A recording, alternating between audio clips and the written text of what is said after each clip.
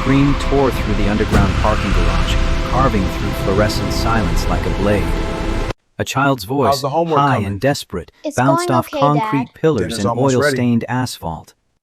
The little girl clutched at her mother's crumpled form beside a silver Mercedes, blood trickling from the woman's temple view is onto incredible. expensive fabric really now is. streaked So with peaceful grime. up here.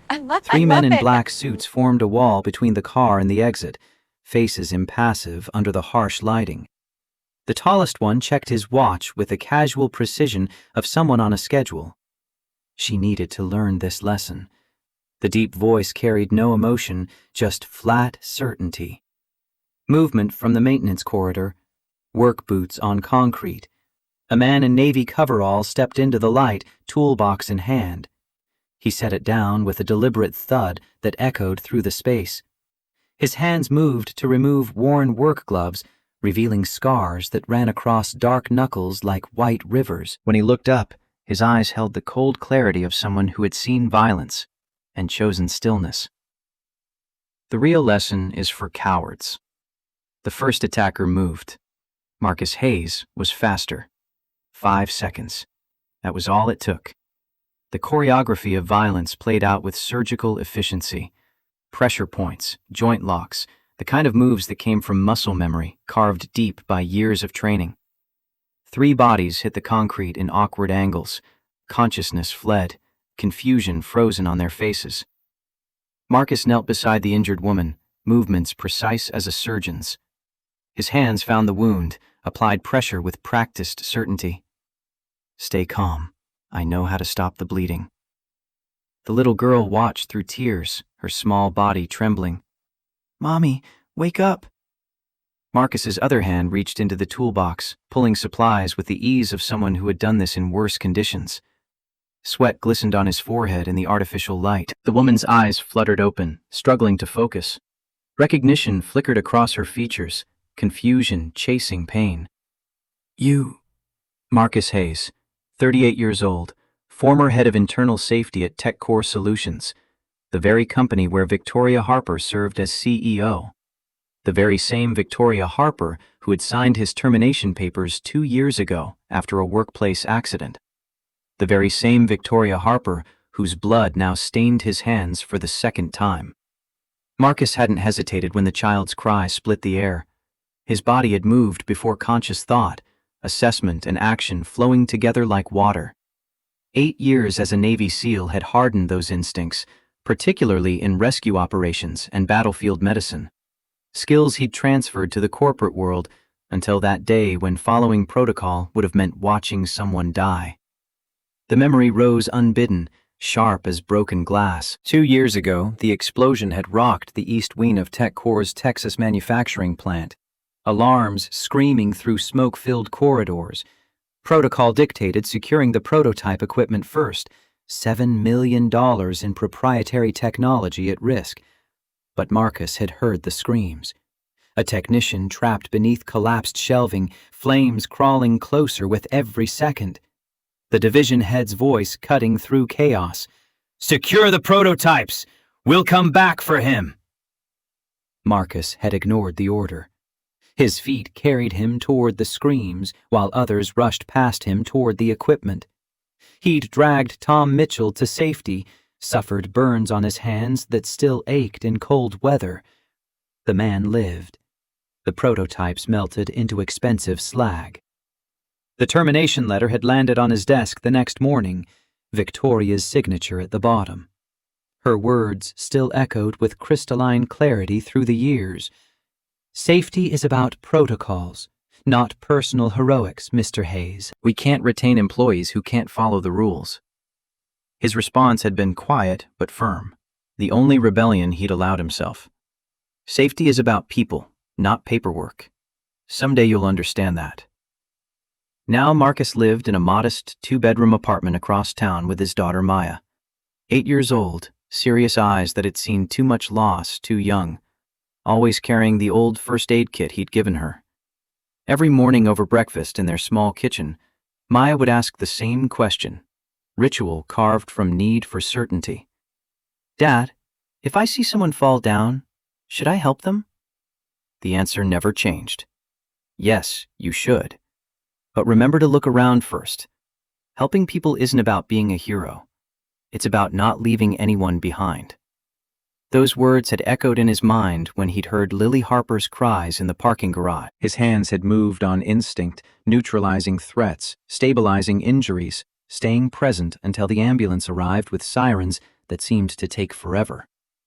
When Victoria regained consciousness briefly, the overhead lights cast strange patterns across her vision. The first face she saw was both strange and familiar, memory and present colliding.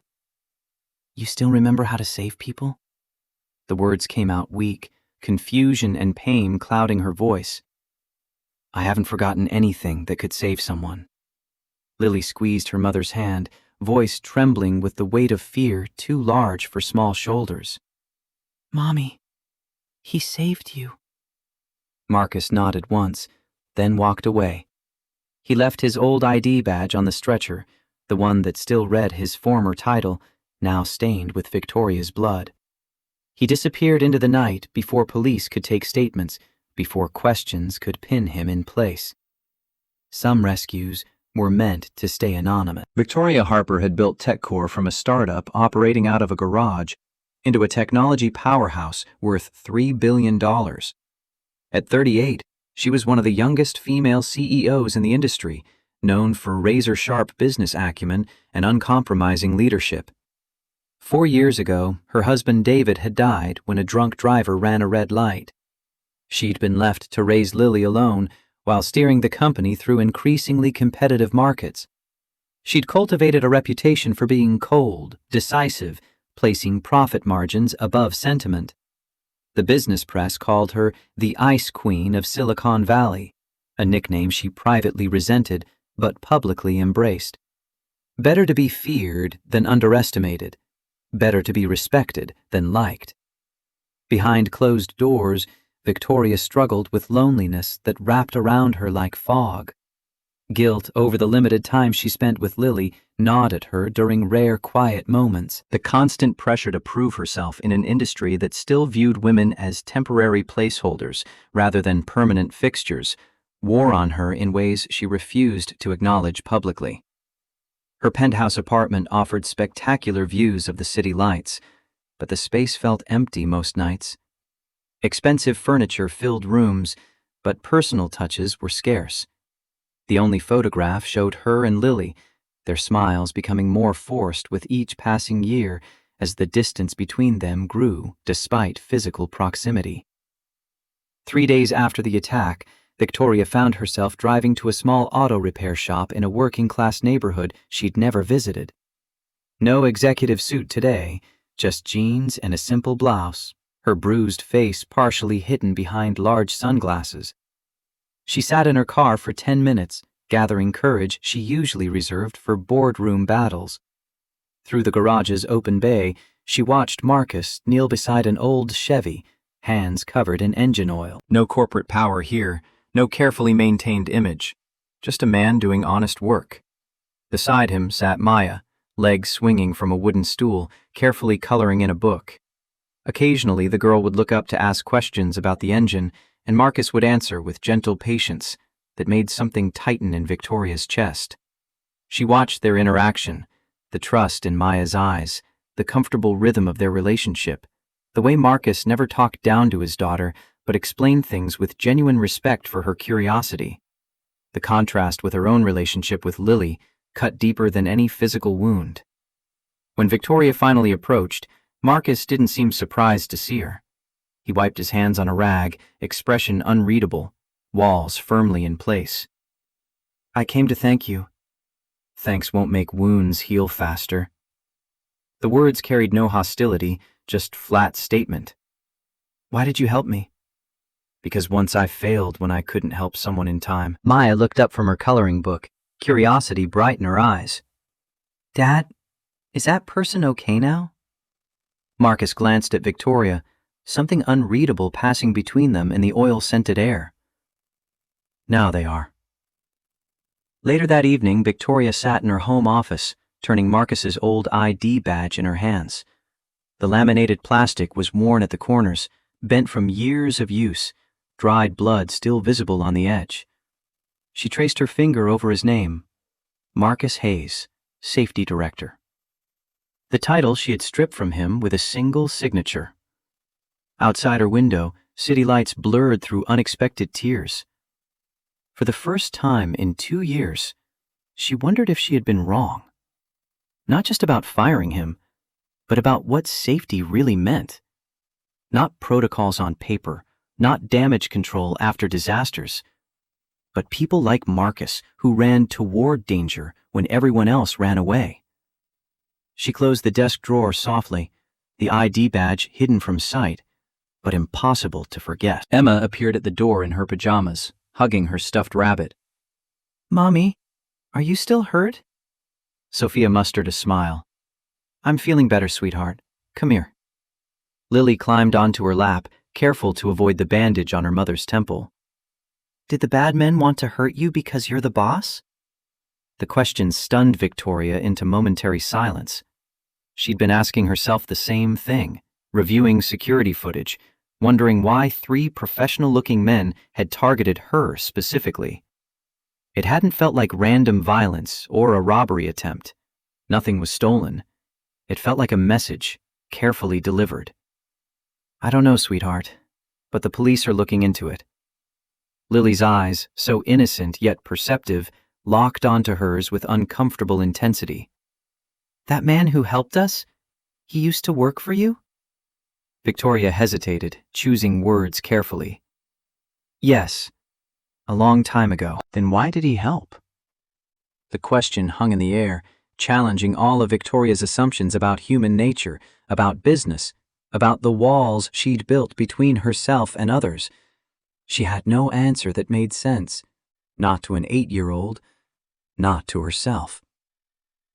The next morning, Victoria returned to the garage with coffee and pastries from an expensive bakery that felt absurdly out of place in this neighborhood. Marcus looked up from under the hood of a Mustang, surprise briefly crossing his features before his expression returned to neutral. "I looked into your file. The accident that got you fired, you saved someone's life that day." Marcus wiped his hands, finally meeting her eyes. "The protocol was wrong. You signed the termination paper yourself." "I know." Her voice cracked slightly on the admission. "I know I did." Maya peeked around the corner of the garage office, then ran over with a bright smile that transformed her serious face. "David, is this the brave lady you saved?" Victoria knelt to Maya's level, wincing slightly from injuries still healing. "Your dad's the brave one, sweetie." "I know." Maya beamed with uncomplicated pride. "He saves everybody. He was a soldier before, and he showed me how to make bandages and stop bleeding and everything." Victoria glanced up at Marcus, who shrugged with practiced casualness. "She asked a lot of questions. I figure better to teach her than have her learn the wrong way." "How old is she? 7? 8? Old enough to know how to help if she needs to." Watching Marcus with his daughter, Victoria felt something shift inside her, a loosening of certainty she'd held for years. This man she had dismissed as insubordinate, as a liability to corporate interests, had created something she hadn't despite all her success. A relationship built on trust, on teaching, on preparing for the real world rather than hiding from it. While Maya showed Lily her coloring books and the 2 girls gravitated toward each other with the easy friendship of children, Victoria lowered her voice. "The men who attacked me, I think it might be connected to something at work." Marcus's expression hardened, military alertness replacing casual conversation. "What kind of something?" "I found documents, safety violations at our Texas facility. Serious ones that were covered up. I was looking into them and then..." "And then you got jumped in a parking garage. Convenient timing." "I need to know more about what happened 2 years ago. The real story, not what's in the official report." "Why ask me? You made it clear my perspective wasn't valuable." The words cut deep, but Victoria pressed forward. "Because I think I made a mistake. And I think there might be more mistakes I don't even know about. Their conversation shattered as tires squealed outside. A dark sedan accelerated toward the open garage door where they stood. Marcus reacted on pure instinct, shoving Victoria sideways with enough force to send her sprawling. In the same motion, he lunged for the children. Maya and Lily barely had time to look up before Marcus's arms wrapped around them, his body becoming a shield as they tumbled behind a heavy tool cabinet. Metal screamed. The sedan smashed into the garage entrance, sending tools and parts flying in an explosion of chaos. The vehicle reversed with equal violence, engine roaring, and sped away before anyone could process what had happened. In the settling dust, Victoria found herself curled protectively around Lily, while Marcus covered both children with his body. The moment stretched, hearts pounding, breath coming hard. Finally, Marcus moved, checking everyone for injuries with methodical precision. "You okay?" His voice remained calm despite what had just occurred. That battlefield composure Victoria was beginning to recognize. She nodded, too shocked for words. Lily clung to her, trembling. Maya appeared remarkably composed for a child who had just survived a vehicle attack. "Dad, that wasn't an accident, was it?" "No, sweetheart. It wasn't." Marcus's eyes scanned the garage, assessing damage and potential threats with military precision. Victoria found both reassuring and unsettling. This was a man who had lived in danger, who processed violence as tactical data rather than emotional trauma. A piece of paper had been thrown into the garage during the attack, weighted down with a spark plug. Victoria picked it up, hands shaking slightly despite her attempt at control. The message was printed in plain block letters. "Stop investigating, or next time there won't be a warning." Police arrived 20 minutes later, but Victoria could tell immediately they weren't taking the incident seriously. "Just a hit and run, ma'am. Probably teenagers. We'll file a report." After they left, Victoria turned to Marcus, who was already beginning to clean up the damage to his workplace, methodical, even in crisis. Those men in the parking garage. This car. Someone sending me a message. Marcus straightened, expression grim. "Seems like you kicked a hornet's nest. I've been looking into past accidents at TechCore. There's a pattern of cover-ups going back years, before I was even CEO. She paused, gathering courage for the admission. Something about the Texas plant explosion didn't add up. The same explosion that had cost Marcus his job. His eyes narrowed, waiting. What exactly didn't add up? Victoria hesitated, then decided trust was the only currency that mattered now. The official report blamed the technician you saved. Said he violated safety protocols, caused the fire. But I found emails suggesting the safety systems had been deactivated for maintenance that day. Maintenance that should have required evacuating that entire section. Who authorized that? Marcus asked, though his expression suggested he already suspected. Robert Sterling, Vice President of Operations, your direct superior at the time.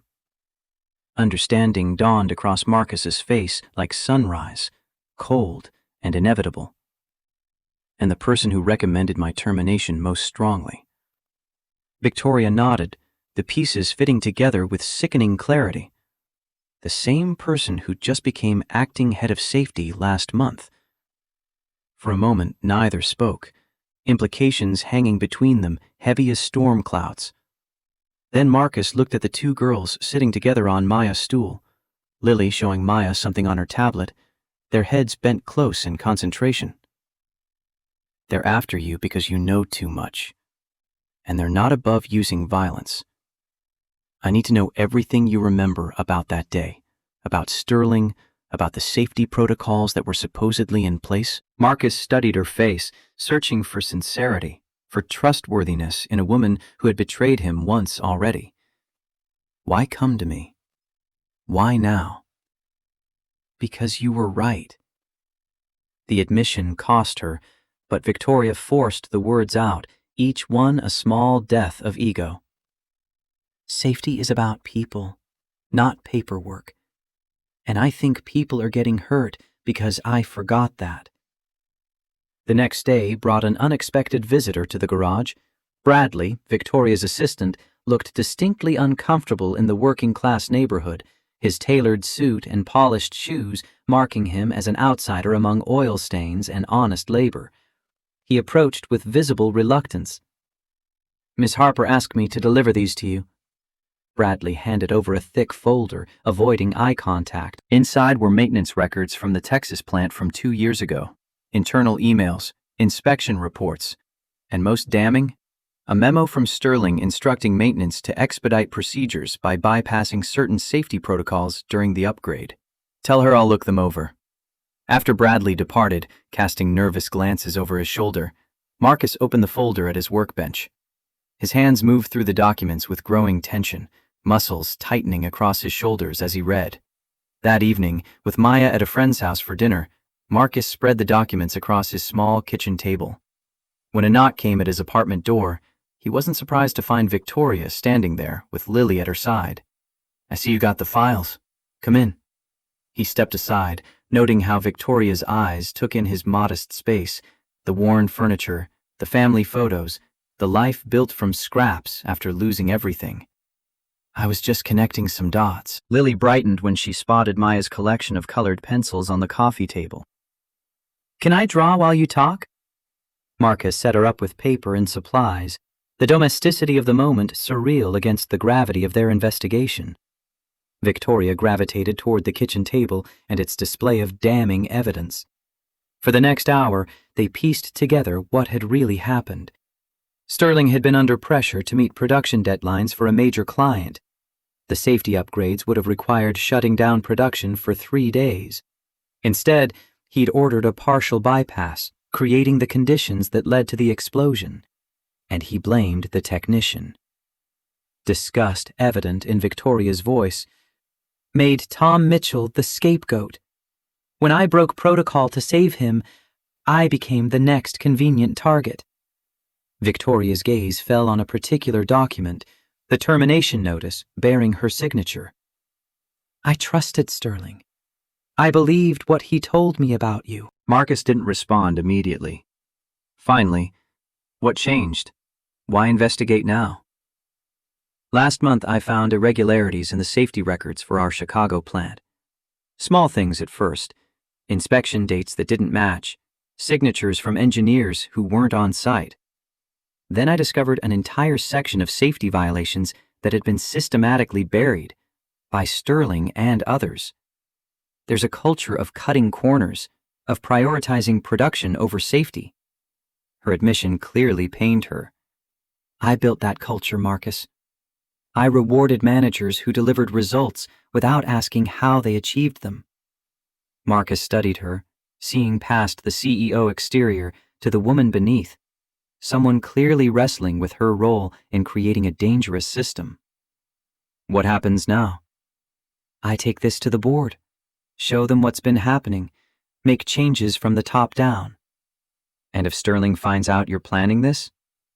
"That's why I came to you first." "I need to understand exactly what happened from someone who was there, someone who sees what I missed." Their discussion was interrupted by Lily's voice, bright with the uncomplicated enthusiasm of childhood. "Mommy, look what I drew."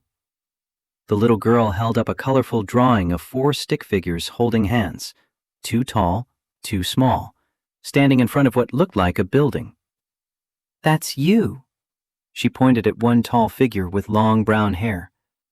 "And that's Marcus, and that's me, and that's Maya, and that's our new safety school where people learn not to get hurt." Victoria glanced at Marcus, something unspoken passing between them in the warm kitchen light. Out of the mouths of babes. The following morning, Victoria walked into the TechCore executive offices with renewed purpose, the evidence folder in her briefcase feeling like both weapon and anchor. Her assistant Bradley jumped up as she passed. "Miss Harper, Mr. Sterling called an emergency board meeting at 10. He says it's about unauthorized access to confidential files." Victoria's steps faltered only slightly. "When?" 20 minutes ago. Everyone's gathering in the main boardroom." "Thank you, Bradley." Victoria continued to her office, shutting the door. She'd known confrontation was inevitable, but hadn't expected Sterling to move so quickly. Someone must have tipped him off. Perhaps Bradley himself, or someone monitoring file access logs. She quickly backed up key documents to her personal drive, forwarding specific emails to her private account and Marcus's. Her phone buzzed with a text from Marcus. "Be careful. These people already tried violence once." The boardroom fell silent as Victoria entered. Around the large mahogany table sat 12 board members and executives, with Robert Sterling standing at the head, remote control in hand. On the large screen behind him was an image from a security camera, Victoria handing documents to Bradley in the parking garage. "Ah, Victoria." Sterling's smooth voice belied tension thrumming through the room. "We were just discussing a concerning security breach. Charles." Victoria took her seat at the opposite end of the table, maintaining composure despite her racing heart. "What exactly is the concern?" Sterling clicked the remote, advancing to another image, Bradley passing documents to Marcus. "These confidential company documents appear to be finding their way into unauthorized hands, specifically the hands of a disgruntled former employee. I authorized that access as part of an internal review. As CEO, I have that authority." Sterling smiled thinly. "An internal review that somehow bypassed both the safety department, which I now oversee, and legal. That's highly irregular, Victoria." One of the board members, Janet Winters, leaned forward. "What exactly are you investigating, Victoria?" Before Victoria could answer, Sterling interjected with practiced smoothness. "She's sharing sensitive company information with Marcus Hayes, who was terminated 2 years ago for violating safety protocols, the very protocols he was hired to enforce. A man with an obvious grudge against this company." Victoria kept her voice steady, projecting confidence she didn't entirely feel. "I'm investigating a pattern of safety violations and subsequent cover-ups at multiple TechCore facilities. Violations that put our workers at risk and expose our company to serious legal jeopardy." Murmurs spread around the table like ripples across water. Sterling's smile faltered slightly, cracks appearing in his careful facade. "And what does this have to do with Marcus Hayes?" Michael Chen, another board member, asked the question everyone was thinking. "Mr. Hayes was wrongfully terminated after the Texas incident. He was made a scapegoat for decisions made by others." She let the pause hang before delivering the blow. "Specifically, decisions to bypass safety systems during an upgrade." Sterling's face hardened, genial mask dropping away. "That's a serious accusation, Victoria. One I hope you can substantiate." "I can." Victoria opened her laptop with deliberate precision. "Would you like to see the emails ordering maintenance staff to expedite procedures by bypassing safety interlocks? Or perhaps the falsified inspection reports submitted after the fact?" The room grew tense as Victoria and Sterling locked eyes across the polished table, years of professional courtesy burning away in mutual recognition of war being declared. Finally, Janet Winters broke the silence. "I think we should continue this discussion in executive session. Charles, Victoria, please give us the room." Outside in the hallway, Sterling cornered Victoria by the water cooler, his urbane mask fully shattered now. "You're making a serious mistake. You have no idea what you're meddling with." "I know exactly what I'm doing, Charles. Cleaning up my company." His expression darkened into something that sent ice down her spine. "Your company? Don't forget who brought you in, who mentored you, who made you." "You didn't make me, Charles. You used me. There's a difference." She stepped closer, refusing to be intimidated in her own building.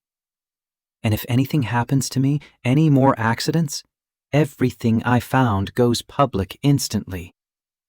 For a brief moment, something dangerous flashed in Sterling's eyes, the civilized veneer peeling away to reveal something feral beneath. Then he composed himself, straightening his tie with manicured fingers. "The board won't side with you on this.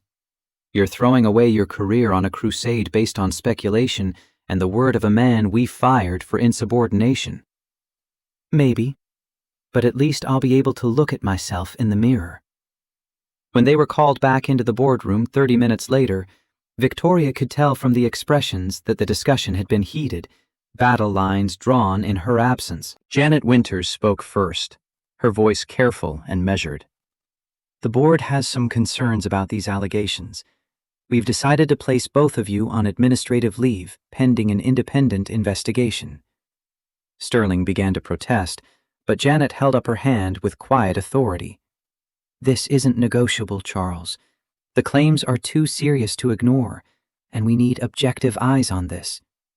During the investigation, neither of you will have access to company systems or facilities. As they left the meeting, Victoria felt strangely unburdened despite the suspension.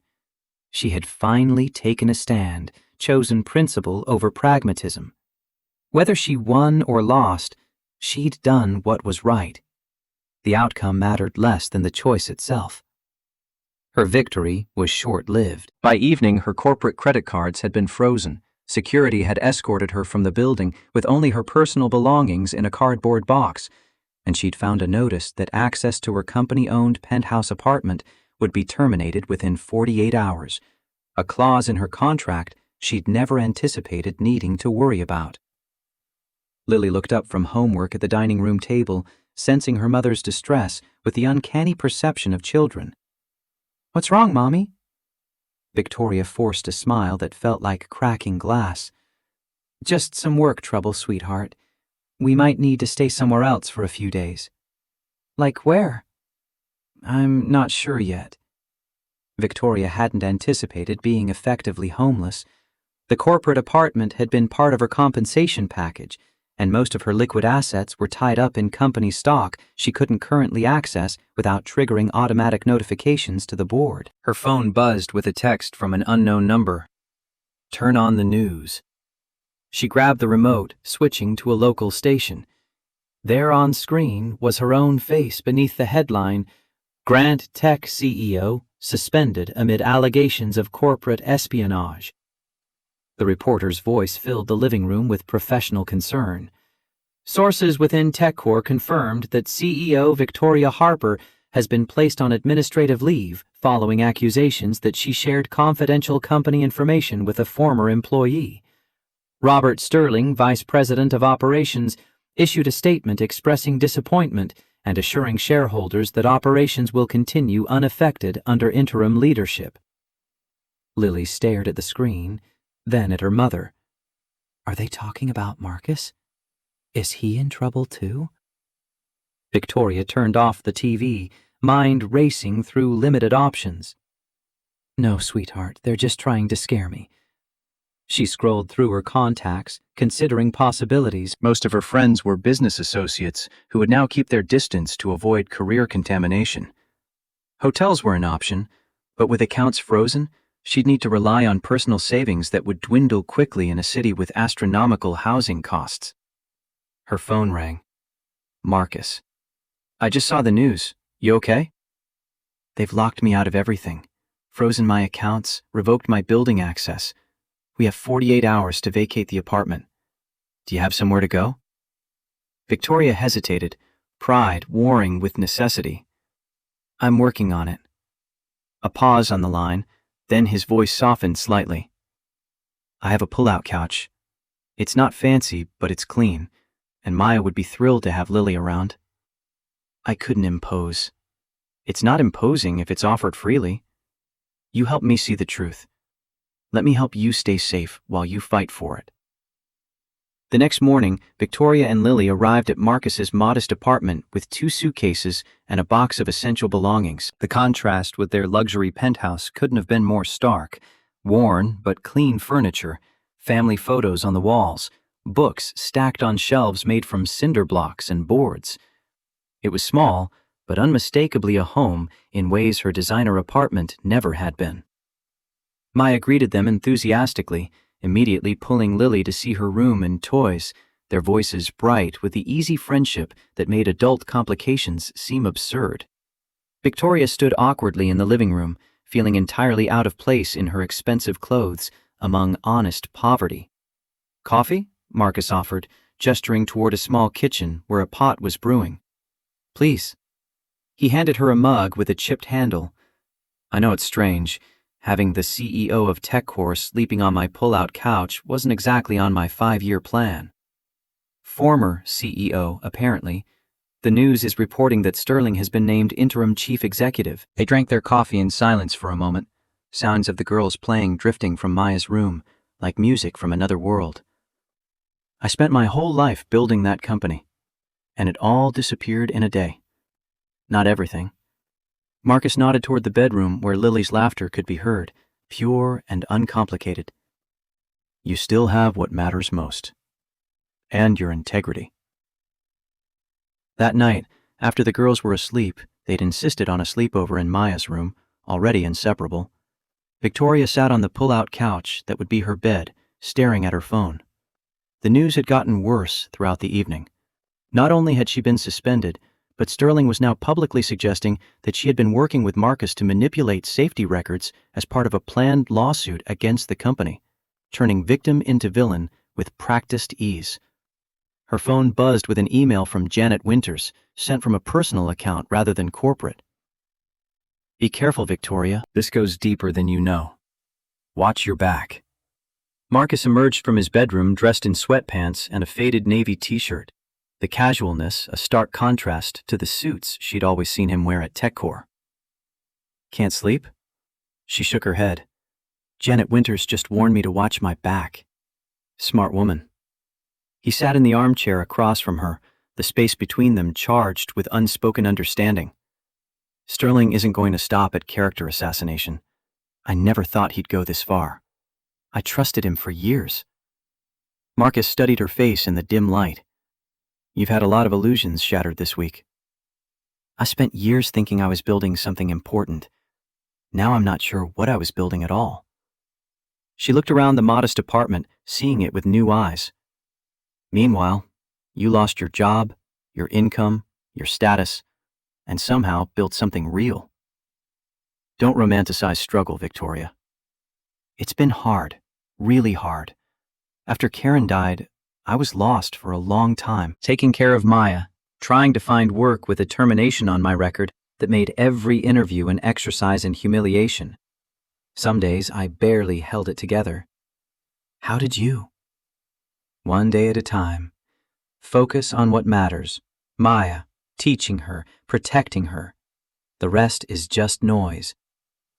His eyes met hers with an intensity that made her breath catch. You'll find your way through this too.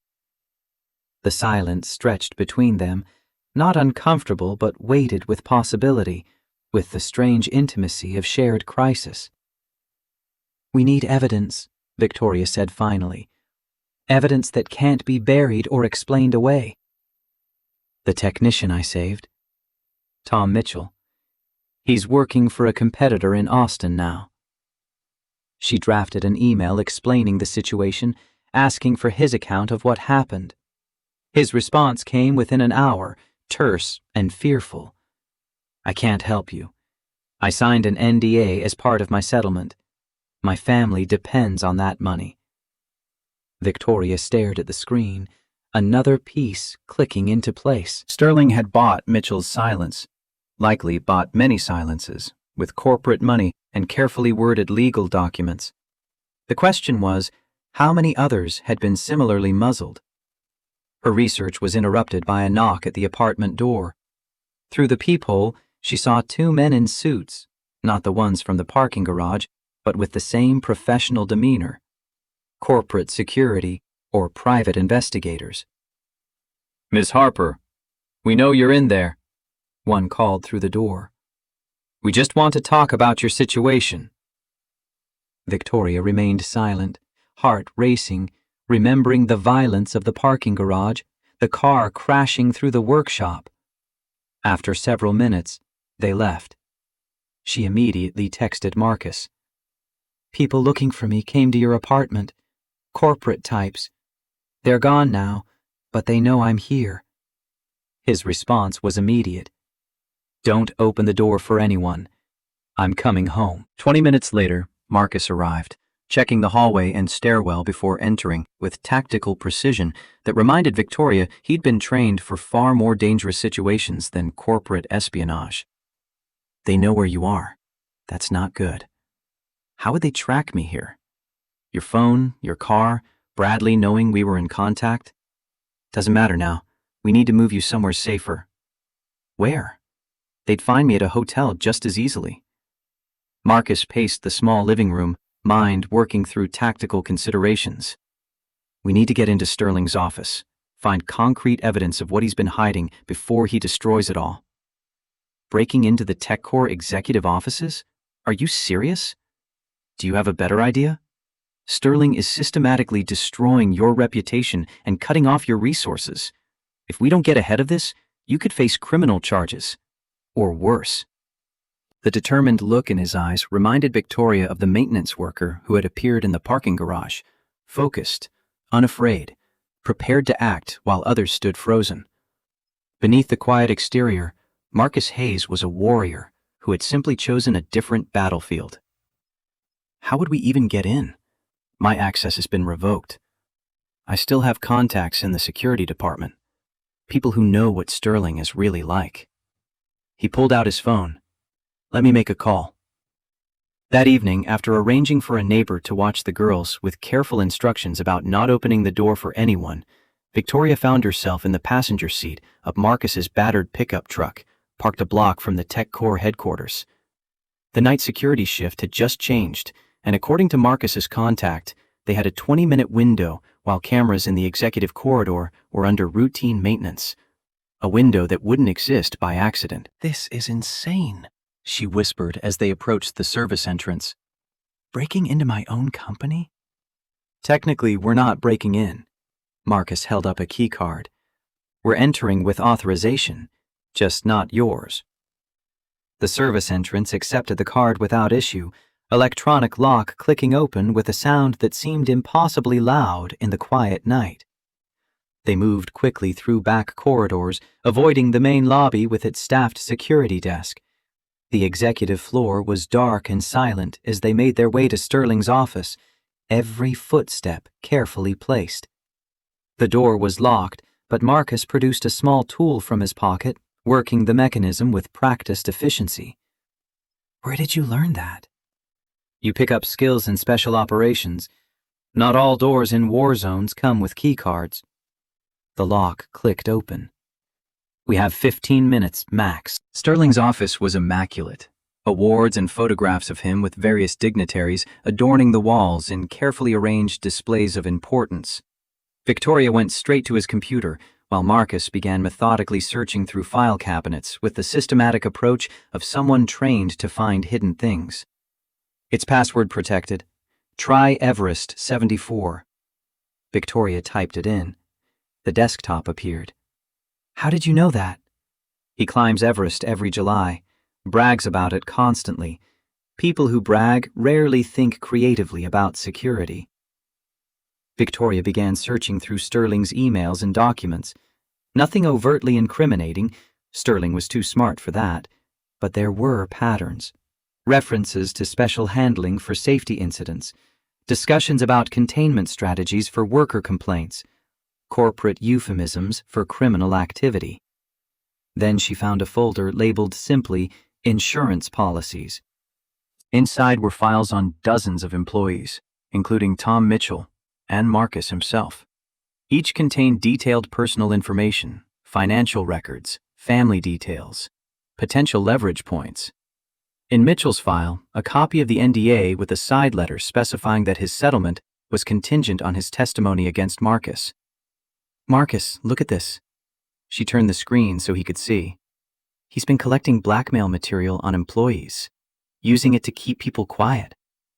Marcus's expression darkened as he scanned the files, jaw tightening. There's a file on you, too. Victoria clicked on it, discovering surveillance photos of her and Lily, records of her finances, even transcripts of private conversations with board members. Sterling had been building a case against her for months, waiting for the right moment to strike. He's been planning this. All of it. Marcus nodded grimly. And there's more. He held up a file from the cabinet. Falsified safety inspections for 5 different facilities, all signed off by Sterling personally. They photographed everything with their phones, working quickly but methodically, evidence accumulating in digital form. Just as they were finishing, Marcus froze, holding up a hand for silence. Footsteps in the hallway. Security patrol. Hide. They ducked behind Sterling's large desk as a flashlight beam swept under the door. The footsteps paused outside. Victoria held her breath, every muscle tense. Then the footsteps continued down the hall, fading into distance. We need to go, now. They retraced their steps to the service entrance, hearts pounding with every corner turned, every shadow that might conceal security personnel. Once back in Marcus's truck, Sophia let out a shaky laugh. I can't believe we just did that. I've never broken a rule in my life. And now I'm breaking into offices, stealing files. Welcome to the other side of the rules, Victoria. Sometimes it's the only place truth lives. As they drove back to the apartment, Victoria scrolled through the photos they'd taken, building a mental case against Sterling. He'd systematically created a culture of fear and silence, using both corporate power and personal blackmail to maintain control. The safety violations were just one part of a larger pattern of corruption that had infected TechCore at its highest levels. What now? Now we take this to someone who can use it, someone Sterling doesn't control. The board is compromised. You saw the files. He has dirt on half of them. Then who? Marcus parked the truck, turning to face her fully. The Occupational Safety and Health Administration. Federal investigators who can't be bought off or threatened as easily as board members. And the press. Once this is public, Sterling loses his advantage of operating in shadows. The next day dawned with new purpose, though the weight of what they'd discovered pressed heavy. While the girls were at school, Victoria and Marcus organized the evidence from Sterling's office, creating a timeline that mapped safety violations to corporate decisions with damning clarity. Each photograph told a story of profit chosen over human life, convenience prioritized above conscience. Victoria drafted a comprehensive statement detailing her own complicity through years of willful blindness, her commitment to making things right burning through every carefully chosen word.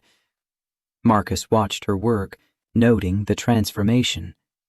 The executive who had once fired him for choosing human life over corporate protocol was gone, replaced by someone willing to sacrifice everything for truth.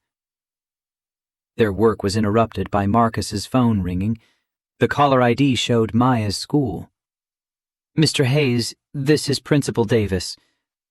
There was an incident at pickup. Marcus's body went still. That combat readiness Victoria was learning to recognize flooding through him. What kind of incident? A man tried to collect Maya, claiming to be her uncle. When we questioned him about the security password, he left quickly. The principal's voice carried professional concern that barely masked fear. Lily Harper is also missing from aftercare. We've called the police. What do you mean, missing? She was signed out by a woman claiming to be Ms. Harper's assistant. The woman had proper ID and knew the security password. Marcus's face went ashen, all color draining away. Victoria, who had been watching his expression change, was already on her feet before understanding fully arrived. What's happened? Someone took the girls. Marcus's voice was deadly calm, but his eyes burned with focused rage that made the air feel thinner. We need to go. Now. They raced to the school, where police were already taking statements, their methodical process feeling agonizingly slow against the terror clawing through Victoria's chest. She provided descriptions of her actual assistant, confirmed that no one had been authorized to pick up Lily, heard her own voice from a distance as panic threatened to overwhelm training and maintaining composure. Marcus paced like a caged animal, military training evident in his controlled movements and hyper-awareness of every person, every shadow, every potential threat in the parking lot. As they were speaking with detectives, Victoria's phone rang. Unknown number. She answered with shaking hands. Miss Harper. The familiar voice sent ice through her veins. Sterling. You seem to have misplaced something valuable. As have I. Where are they? Victoria's voice shook with rage and fear, warring for dominance. Safe for now. But that could change if certain files don't return to where they belong. All copies, all evidence. Marcus, watching Victoria's face, could tell immediately who was calling. He gestured for her to put it on speaker, his expression hardening into something that would have terrified anyone who didn't know what it meant to face a SEAL in protection mode. If you've touched our daughters, Marcus began, his voice terrifyingly quiet. Mr. Hayes. Sterling sounded unsurprised to find him there. Always the hero. But this time, heroics won't help. This is business. Taking children is not business, Victoria snapped, maternal fury overriding corporate training. It's a federal crime. Sterling's voice hardened with the brittleness of a man who had already crossed too many lines to turn back. So is corporate espionage, industrial sabotage, breaking and entering. Shall I continue? The warehouse on Canton Street. 1 hour. Come alone. Bring everything you took, and the children go home unharmed. The call ended, leaving silence that felt like suffocation. We have to go. Victoria's voice carried no room for argument. It's a trap. Marcus stated it flatly, tactical assessment overriding emotion. He doesn't intend to let any of us walk away from this. The detective who had been listening frowned with bureaucratic concern. We can send officers. No. Marcus cut him off with military authority. If Sterling sees police, we don't know what he'll do to the girls. He turned to Victoria, decision crystallizing. I need to make a call. Someone I trust. While police continued their investigation with maddening slowness, Marcus stepped away, speaking quietly into his phone with the clipped efficiency of operational planning. When he returned, his expression had changed, focused, almost predatory in its intensity. I have a plan, but you need to trust me completely. Whatever it takes. Victoria's voice held no hesitation. Just get our girls back. The warehouse on Canton Street occupied an industrial area that became deserted after business hours, surrounded by chain-link fencing and loading docks that had seen better decades. Victoria parked her car where instructed, hands steady on the wheel through sheer force of will. In her hand was a USB drive containing all the evidence they had gathered, or so Sterling would believe. Around her neck hung a small pendant Marcus had given her before they separated, innocent-looking jewelry that felt like a lifeline. Inside, the warehouse was dimly lit, shipping containers creating a maze of corridors that swallowed sound. Sterling stood in a cleared area at the center, flanked by 2 men Victoria recognized from Marcus's apartment, the corporate investigators who had come looking for her. Of the girls, there was no sign, and that absence felt like knives in her chest. Where are they? Sterling smiled with practiced charm that had long since curdled into something poisonous. Safe. Show me what you brought. Victoria held up the USB drive, arm extended. Everything we took from your office. Now where are my daughter and Maya? Sterling gestured to one of his men, who disappeared behind a shipping container. The seconds stretched like hours until he returned with Maya and Lily. The girls looked frightened but unharmed, holding hands tightly, their small faces pale under the harsh industrial lighting. Maya's expression brightened slightly when she saw Victoria, though fear still clouded her eyes. Lily began crying, small body shaking. Mommy! It's okay, sweetie, Victoria called, fighting to keep her voice steady against the terror threatening to break through. Everything's going to be fine.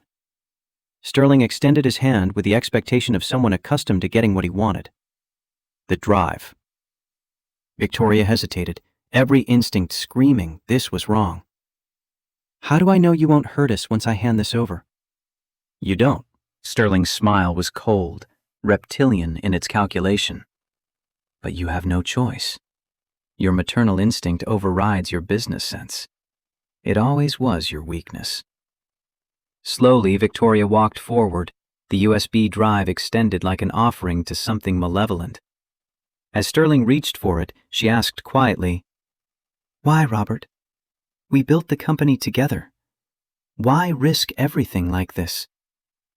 "Because you started believing your own press, Victoria. Thinking you built TechCore, when I was the one who made all the hard decisions, who kept the machine running while you played CEO. His voice hardened with resentment that had clearly been festering for years. "I earned this company. You were just the acceptable face we put on it." As his fingers closed around the drive, the pendant at Victoria's throat suddenly emitted a high-pitched beep that split the warehouse quiet. Sterling froze, confusion replacing smug certainty. "What is—" The warehouse doors burst open from multiple entrances, tactical gear flooding in with weapons raised. "Down! Everyone down!" Chaos erupted. Sterling's men reached for weapons concealed under their jackets, but were quickly subdued by federal agents moving with practiced efficiency. Sterling himself lunged for Victoria, grabbing her arm roughly with fingers that dug into flesh hard enough to bruise. He staggered backward, an expression of shock freezing his features. Behind him stood Marcus, eyes cold as winter, fist still extended from the precise strike he delivered to a pressure point in Sterling's shoulder. Sterling collapsed to his knees, arm hanging uselessly, the carefully constructed facade of corporate respectability finally shattered completely. "The girls!" Victoria shouted, searching frantically through the confusion of bodies and shouted orders. "Here," Marcus's voice from behind a container, steady as bedrock. He emerged with both Maya and Lily clinging to him, his body positioned to shield them from potential threats with the automatic protection of a father who had already lost too much. As federal agents secured the scene and paramedics checked the children with gentle efficiency, Victoria learned what Marcus had done. The someone he trusted was Jake Morrison, his former SEAL teammate, now an FBI agent specializing in corporate crime. The pendant had contained a tracking device and microphone, broadcasting Sterling's confession to agents who had been surrounding the warehouse in darkness. Hours later, after statements had been given in fluorescent-lit rooms that smelled of stale coffee and bureaucratic resignation, after the girls were finally asleep in Marcus's apartment, curled together on Maya's bed like sisters bound by shared trauma, Victoria sat on the pull-out couch beside Marcus, emotionally exhausted in ways she'd never experienced in boardroom battles. "How did you know to call Jake? That he'd believe us?" Marcus shrugged with characteristic understatement. "I didn't know for sure. But Jake's been investigating corporate safety violations for years. When I told him what we found, he already had a file on Sterling. We just gave him the final pieces he needed." "You risked everything." Victoria's voice was quiet in the dimly lit room. "Your freedom, your daughter." "So did you." His eyes met hers with an intensity that made breathing difficult. "When it counted, you chose people over power. That's all that matters in the end." In the silence that followed, something shifted between them, understanding deepening into respect, respect warming into something neither was quite ready to name. Two people from different worlds who had found common ground in the most unlikely circumstances, forged connection through crisis into something that felt like it might survive peace. The next morning brought vindication splashed across every news outlet. The headline on Victoria's phone read, "TechCore executive arrested in kidnapping, corruption scandal." Sterling's face filled the screen, being led away in handcuffs, the carefully cultivated image of corporate success replaced by the reality of a man facing decades in federal prison. The reporter detailed allegations of safety violations, witness intimidation, and most recently, the kidnapping of 2 children in an attempt to silence whistleblowers. Public opinion was turning, slowly but measurably, toward Victoria as more details emerged about what she'd been investigating. Lily looked up from her cereal, processing what she could understand from adult complications. Is the bad man going to jail? Victoria nodded, relief and exhaustion making her movements feel heavy. Yes, sweetheart. He can't hurt anyone anymore.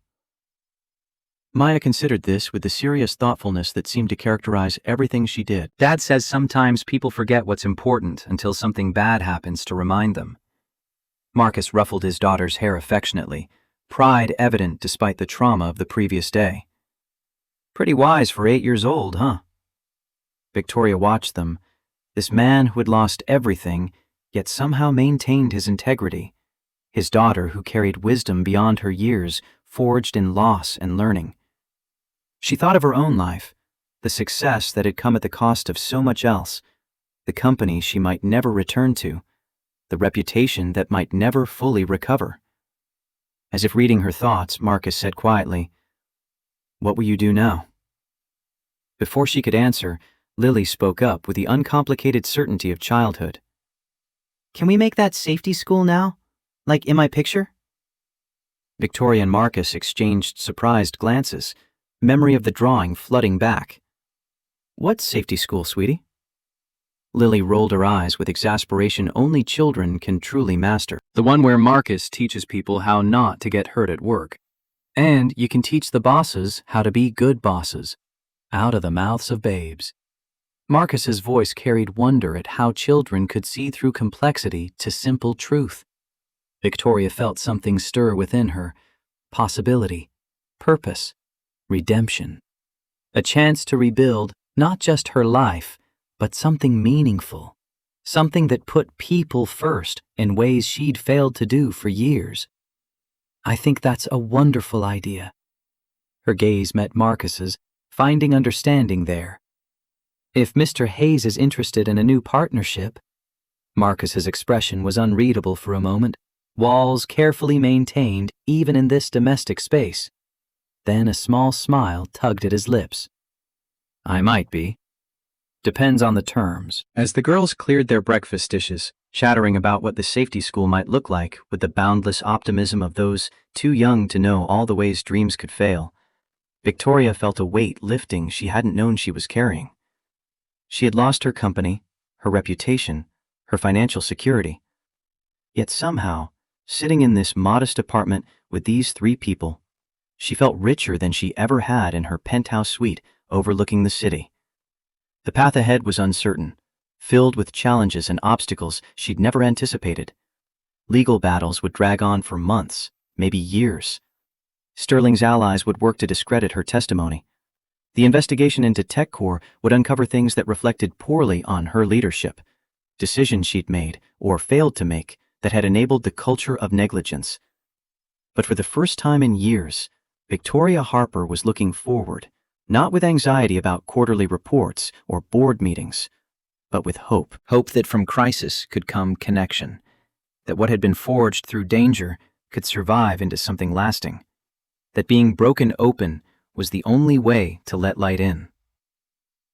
2 weeks after the scandal broke, the media frenzy showed no signs of abating. Headlines dominated business journals and news sites. TechCore scandal widens. CEO turned whistleblower. Corporate safety violations exposed. The company's stock price had plummeted 30%. Class action lawsuits from injured workers piling up in federal court like accusations carved in legal briefs. The board had installed an interim CEO, carefully distancing themselves from both Sterling and Victoria, despite their earlier complicity in the culture that had enabled the violations. Institutional self-preservation, Victoria thought bitterly, watching powerful people she'd once respected scramble to avoid consequences. She sat at Marcus's kitchen table, scrolling through news stories on her laptop while the girls played in the living room. The apartment had become a strange sort of sanctuary, a place where her former identity as powerful CEO had been stripped away, leaving her to rediscover who she was beneath the corporate armor she'd worn for so long. Janet Winters had called that morning, the first board member to reach out personally since the scandal broke. Her voice had carried genuine concern rather than political calculation. "The board's considering offering you your position back. Public sentiment is turning in your favor. They think you'd help stabilize the company." Victoria had been surprised by her own lack of interest. the absence of the hunger that had once driven every decision. I need time to consider whether that's the right path forward, Janet. For the company or for me. Now, watching Maya and Lily construct an elaborate fort from couch cushions and blankets, Victoria wondered what returning to TechCore would mean. Could she truly reform a system that had been corrupt for years, infected at levels she was only beginning to understand? Or would she be better served starting something new, something built on the painful lessons learned through crisis?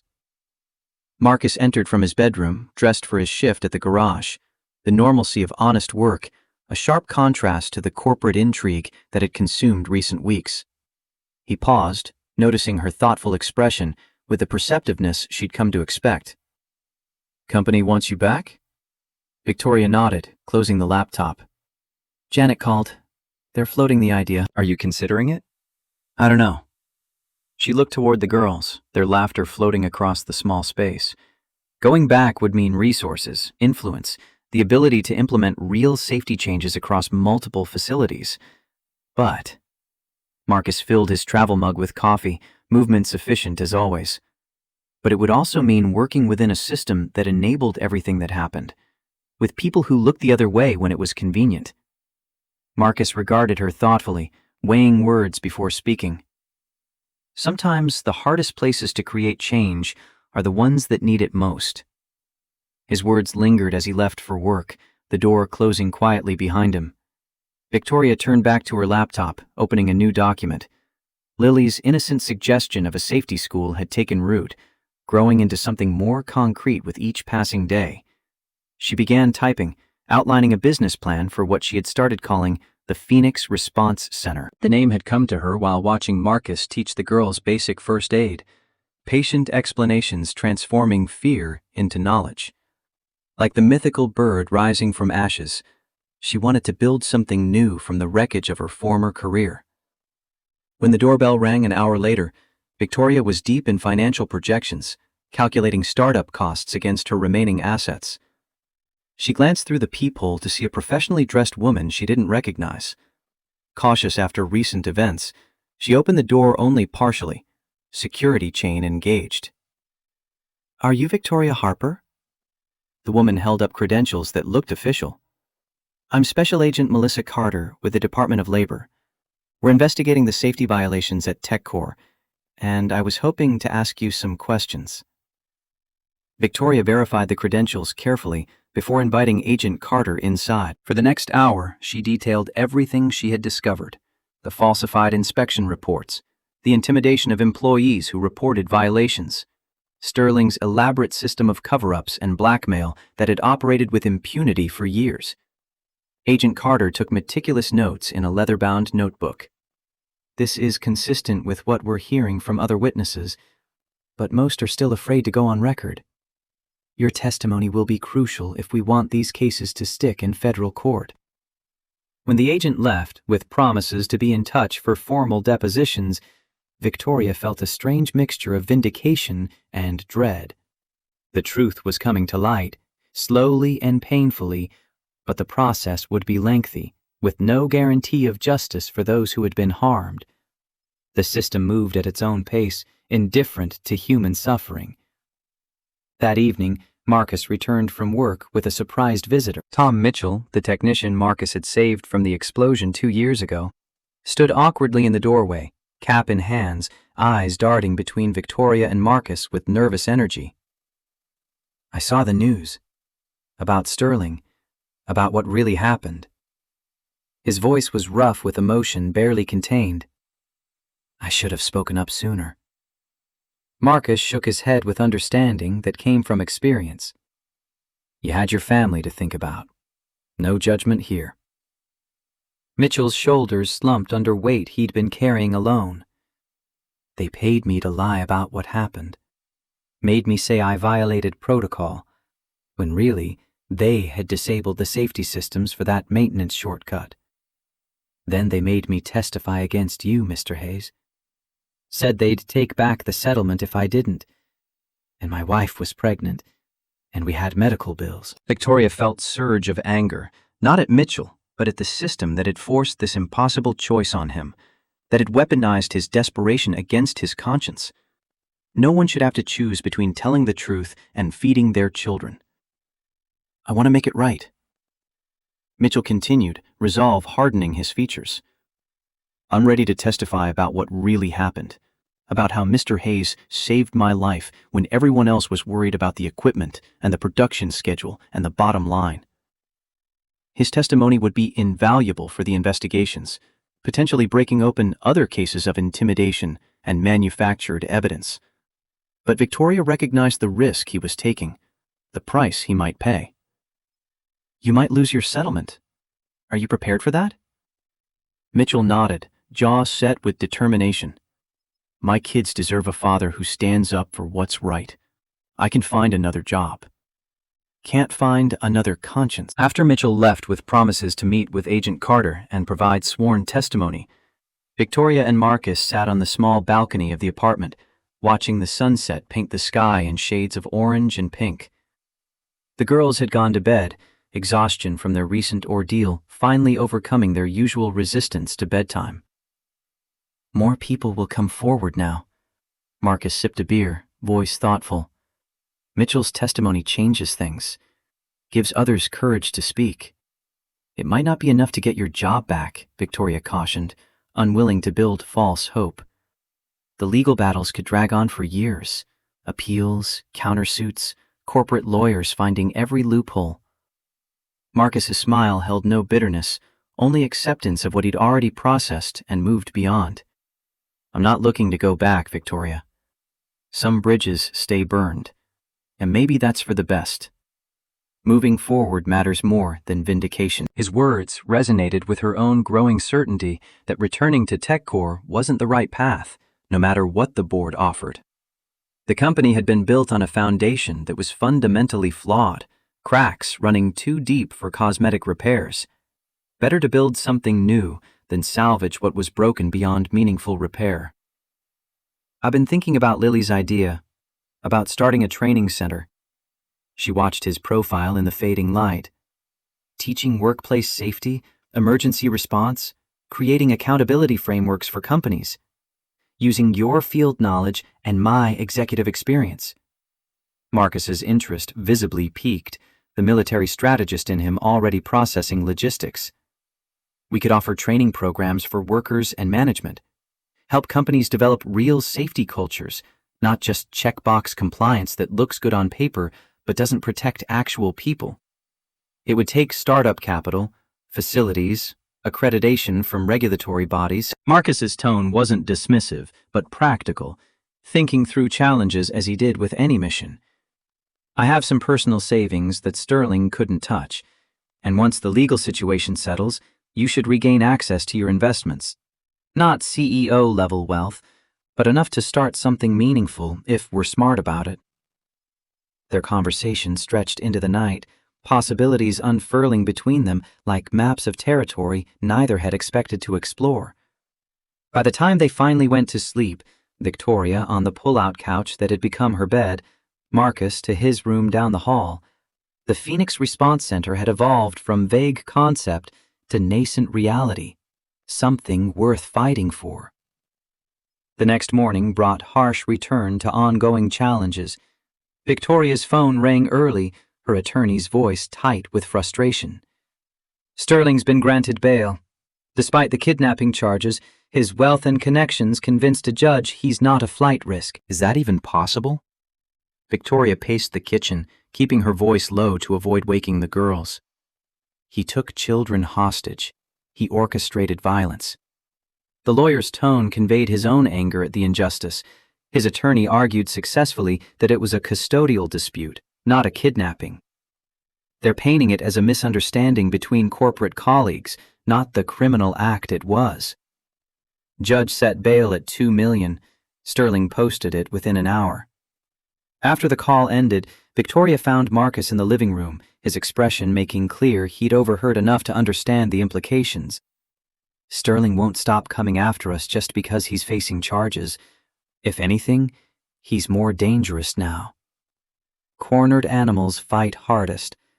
We should move the girls somewhere safer, Victoria suggested, maternal instinct overriding all other considerations. My sister has a place in Colorado. They could stay there until this is resolved. Marcus shook his head firmly, tactical assessment overriding emotional comfort. Running shows fear, and fear gives him power. We stay, but we're smart about it. His military background surfaced in calm evaluation of threat and response. New security protocols. The girls don't go anywhere alone. We vary our routines, watch for surveillance, trust no one Sterling might have compromised. Their conversation was interrupted by Maya's sleepy voice from the hallway, her serious face appearing around the corner. Dad, why are you talking about bad guys so early? Marcus's demeanor shifted instantly, the strategic planner replaced by gentle father.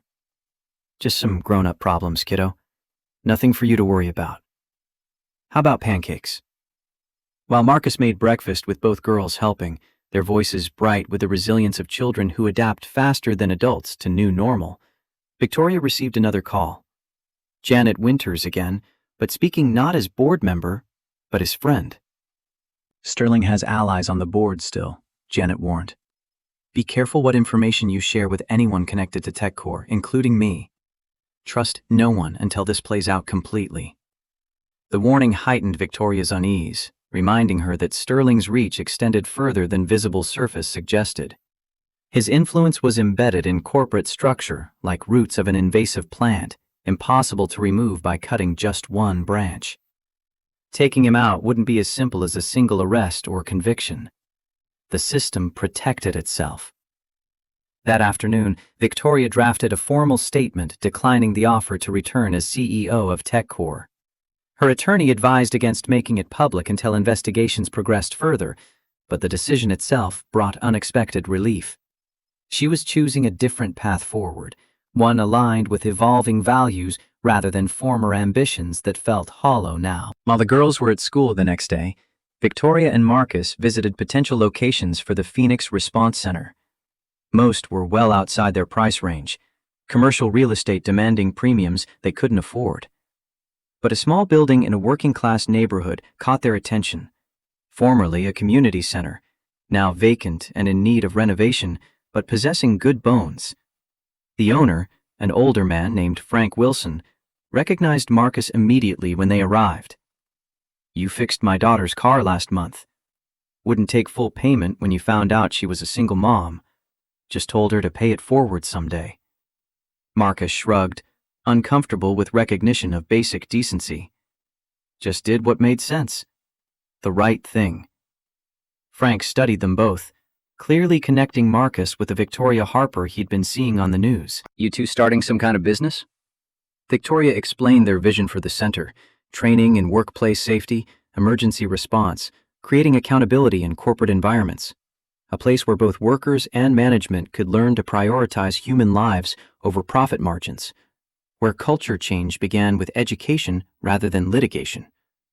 Frank nodded slowly, something shifting in his weathered features. Then he named a rent figure significantly below market value. So low, Victoria wondered if she'd misheard. Place needs work, but the bones are good. And what you're doing? It matters. His voice roughened with memory. My brother lost his arm in a factory accident 20 years ago. Company called it operator error, but everyone knew they'd been cutting corners on machine maintenance.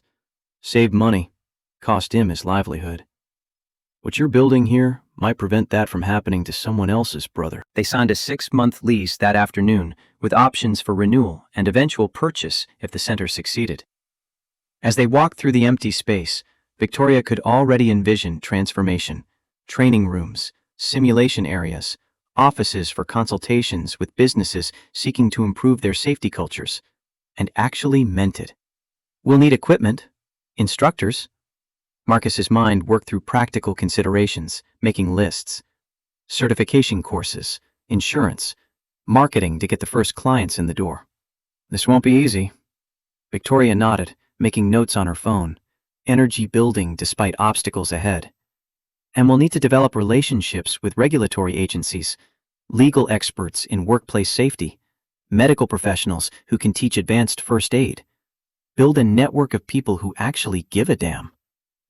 The project energized them both, providing focus amid ongoing stress of investigations and legal proceedings. Each brought different strengths to the partnership.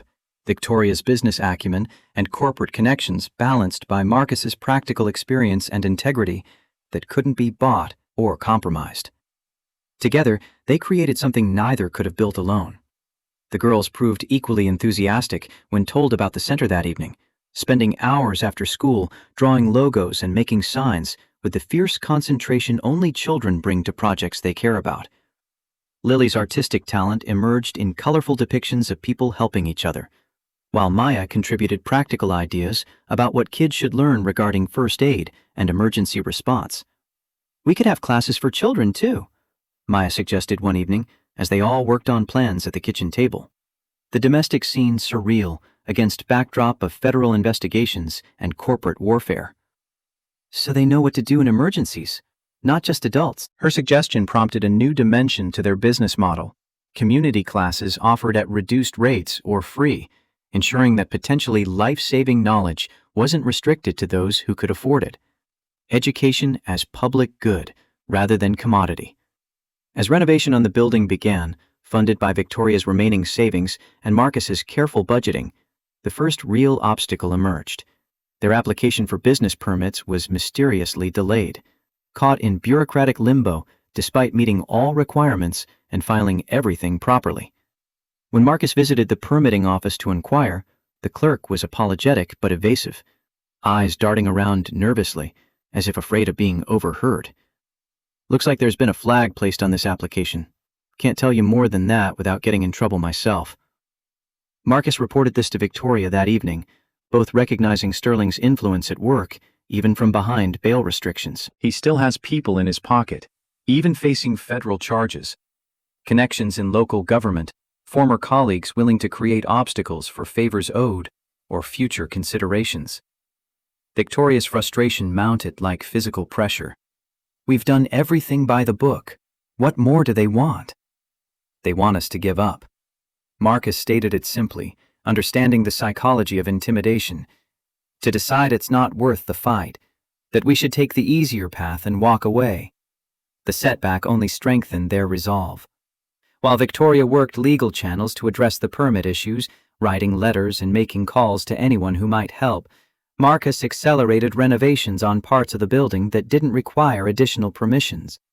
They adapted, finding alternate routes forward when direct paths were blocked, refusing to let bureaucratic warfare defeat them. Their resilience attracted attention. A local news station ran a feature on the Phoenix Response Center, framing it as a story of redemption and corporate accountability. Former CEO using her experience to create positive change. The publicity brought unexpected allies, former TechCore employees offering to volunteer, safety experts willing to serve as instructors, community members showing up with tools and supplies for renovation. Sterling, watching from sidelines while awaiting trial, intensified his counter-efforts. Anonymous negative reviews appeared online for a business that hadn't even opened, carefully crafted to undermine credibility. Suppliers suddenly canceled orders, citing scheduling conflicts that sounded rehearsed. The contractor handling major electrical work quit without explanation, leaving crucial systems incomplete. Each morning brought new challenges, new evidence of their opponent's determination to see them fail. Yet each evening found them still standing, still moving forward, inch by hard-won inch, refusing to surrender ground.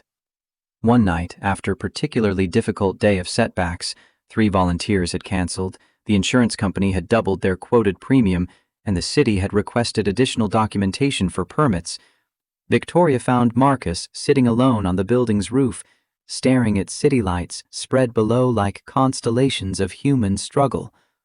The renovation progressed despite obstacles, walls framed and training rooms taking shape, the bones of their vision becoming tangible reality. "Sometimes I wonder if we're crazy," she admitted, sitting beside him on the makeshift bench he'd constructed from salvaged lumber. "Taking on something this big, with so many forces aligned against us?" Marcus's gaze remained on the distant skyline, profile shadowed in moonlight. "Maybe we are. But I'd rather be crazy than complicit. Rather fail trying then succeed by looking away. His simple statement crystallized what had been forming in Victoria's mind for weeks. The true measure of a life wasn't success as defined by corporate standards, profit margins, market share, stock prices that rose and fell with quarterly reports. It was courage to stand for something meaningful, even when that stand came at personal cost. "I spent 20 years climbing to the top," she reflected, voice soft in the darkness, "only to discover I was on the wrong mountain all along. The view's better from here."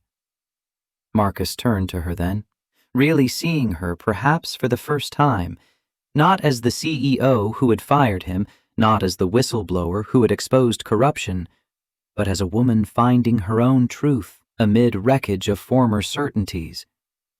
The moment stretched between them, charged with unspoken possibility that neither quite knew how to navigate. Then Maya's voice called from the stairwell, breaking tension. "Dad, Lily and I finished the sign." The girls emerged onto the roof, carefully carrying a hand-painted banner between them. In colorful letters, surrounded by drawings of people helping each other, they had written, "Phoenix Response Center.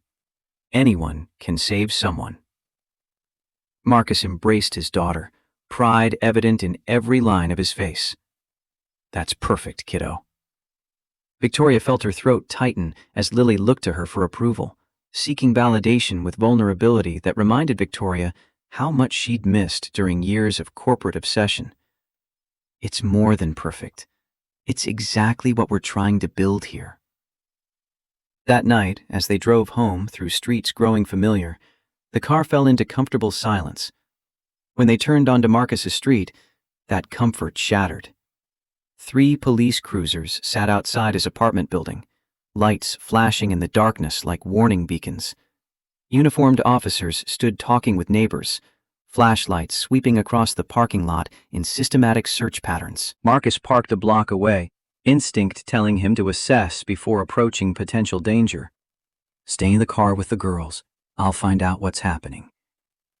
Victoria watched him approach an officer, noted the change in his body language as he received whatever news was being delivered, shoulders tensing, jaw tightening, hands clenching into fists before he forced them to relax.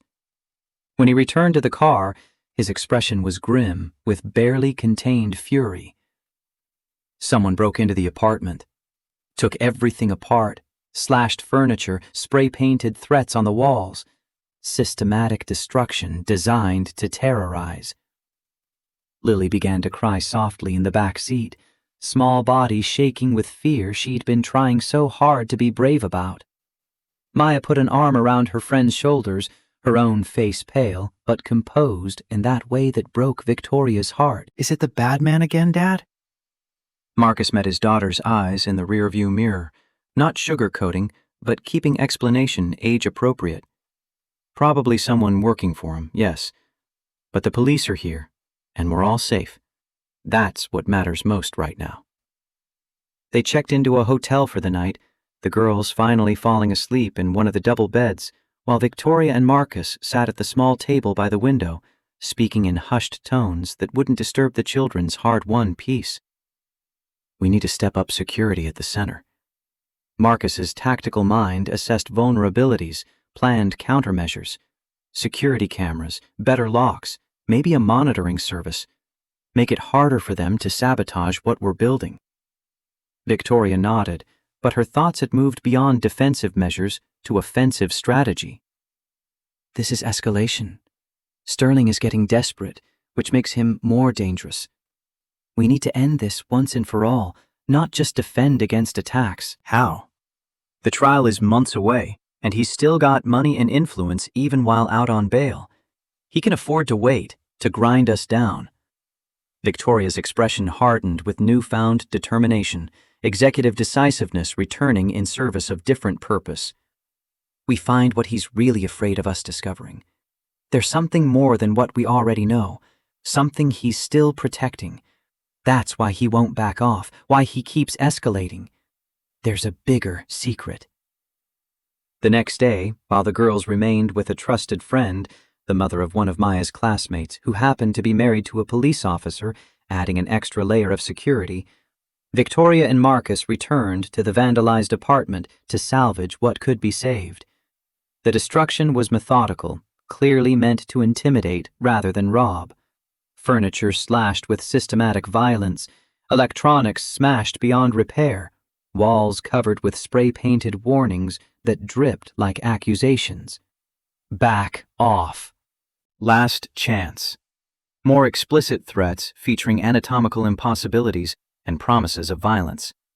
As they sorted through wreckage, Victoria noticed something odd about the damage pattern. Nothing valuable was missing. Not Marcus's modest collection of tools, not the television, not even the cash he kept in a kitchen drawer for emergencies. They weren't looking for anything. This was pure intimidation, sending a message. Marcus nodded grimly, surveying his daughter's room, where even stuffed animals had been torn apart with knife wounds. Which means Sterling is afraid we already have whatever he's worried about, or that we'll find it somewhere else he can't control. That afternoon, while filing police reports and arranging for repairs that would take weeks, Victoria received an unexpected call from Bradley. Her former assistant's voice was tight with anxiety that made words tumble out fast. "I need to talk to you. Not over the phone. It's about Sterling." They met at a different coffee shop this time, Bradley choosing a table in the back corner where his nervous energy made him check over his shoulder every few minutes, like a prey animal sensing predators. "I've been helping the federal investigation, turning over documents, providing context for emails that look innocuous but aren't." His hands shook slightly around his coffee cup. "Sterling found out somehow. Has people watching me. Has he threatened you directly?" Bradley's laugh held no humor, just brittle fear. "My sister's car brakes failed yesterday. Mechanics said the line had been cut clean through. Professional job. Then this morning, my apartment door had a red X painted on it, same color as the threats at your place." The pattern was clear, escalating intimidation designed to silence anyone helping build the case against Sterling. Victoria felt cold rage settle in her chest, the kind that burned steady rather than hot. "What do you know that has him so worried?" Bradley hesitated, then slid a USB drive across the table with the furtive gesture of a spy in some thriller. "Engineering reports from the Texas plant. Not just about the explosion Marcus was involved in, but about design flaws in the medical devices manufactured there before the incident." Victoria's hand closed around the drive, understanding its significance immediately. Flaws that Sterling knew about but didn't disclose to regulators? He was cutting corners to meet production targets. Bradley's voice dropped even lower, forcing Victoria to lean in. "People died because of those devices. At least 17 deaths that I could confirm by cross-referencing obituaries and product serial numbers. Maybe more that haven't been connected yet to the defects." The revelation hit like physical impact. This wasn't just about workplace safety violations anymore, wasn't just about corporate negligence in manufacturing processes. This was knowing, willful concealment of lethal defects. Criminal conduct with body count. How many people? "At least 17 that I know of for certain." His voice cracked. Sterling buried the reports, paid off the families with NDAs that kept them silent, recalled products quietly under different pretexts so regulators wouldn't investigate the real reasons, built an entire architecture of lies to hide what he'd done. Victoria pocketed the drive, mind already racing through implications. This evidence would ensure Sterling faced justice far beyond what he currently faced, transforming charges from corporate malfeasance to something approaching manslaughter. But it also significantly raised the stakes. "Be careful," Bradley warned as they parted. "He's not just fighting for his reputation anymore. He's fighting to stay out of prison for the rest of his life. There's no line he won't cross now." When Victoria shared the new information with Marcus that evening, they both recognized the gravity of what they'd uncovered. Marcus's tactical mind immediately shifted to threat assessment. "This goes to the Department of Justice immediately, not just FBI. We're talking federal charges that could put him away for decades." They relocated temporarily to Jake Morrison's house outside the city, the rural property offering strategic advantages Marcus valued. Limited access points, clear sight lines, distance from neighbors who might be manipulated or endangered. The girls adapted with remarkable resilience, framing the move as adventure rather than retreat from danger.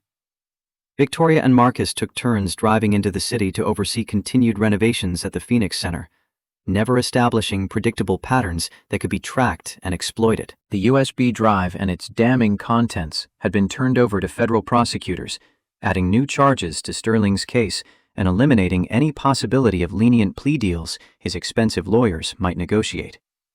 Despite their precautions, an undercurrent of tension remained. Sterling had gone quiet after his arrest. No new threats, no interference with the center's progress, no suspicious incidents. The absence of opposition felt more ominous than direct confrontation, suggesting he was planning something more significant than petty intimidation. "We need to draw him out," Marcus said one evening as they reviewed security footage from the center. "Force him to make a move on our terms, not his. Let him think we're vulnerable when we're actually prepared." Victoria considered the strategy, recognizing its roots in military tactics. "What did you have in mind?" "Announce the center is opening.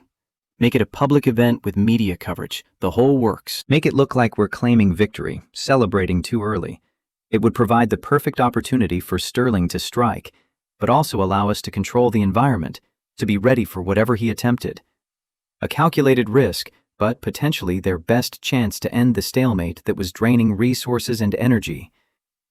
They spent the next week laying groundwork, informing Jake and other law enforcement contacts, installing additional security measures at the center, planning for every contingency they could imagine. The announcement went out.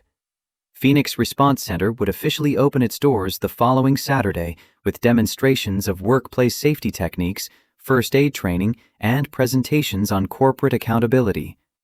Media response was immediate and enthusiastic, framing the center as hope rising from ashes of corporate corruption. Several prominent business leaders announced their attendance, eager to associate themselves with the positive narrative of reform and responsibility.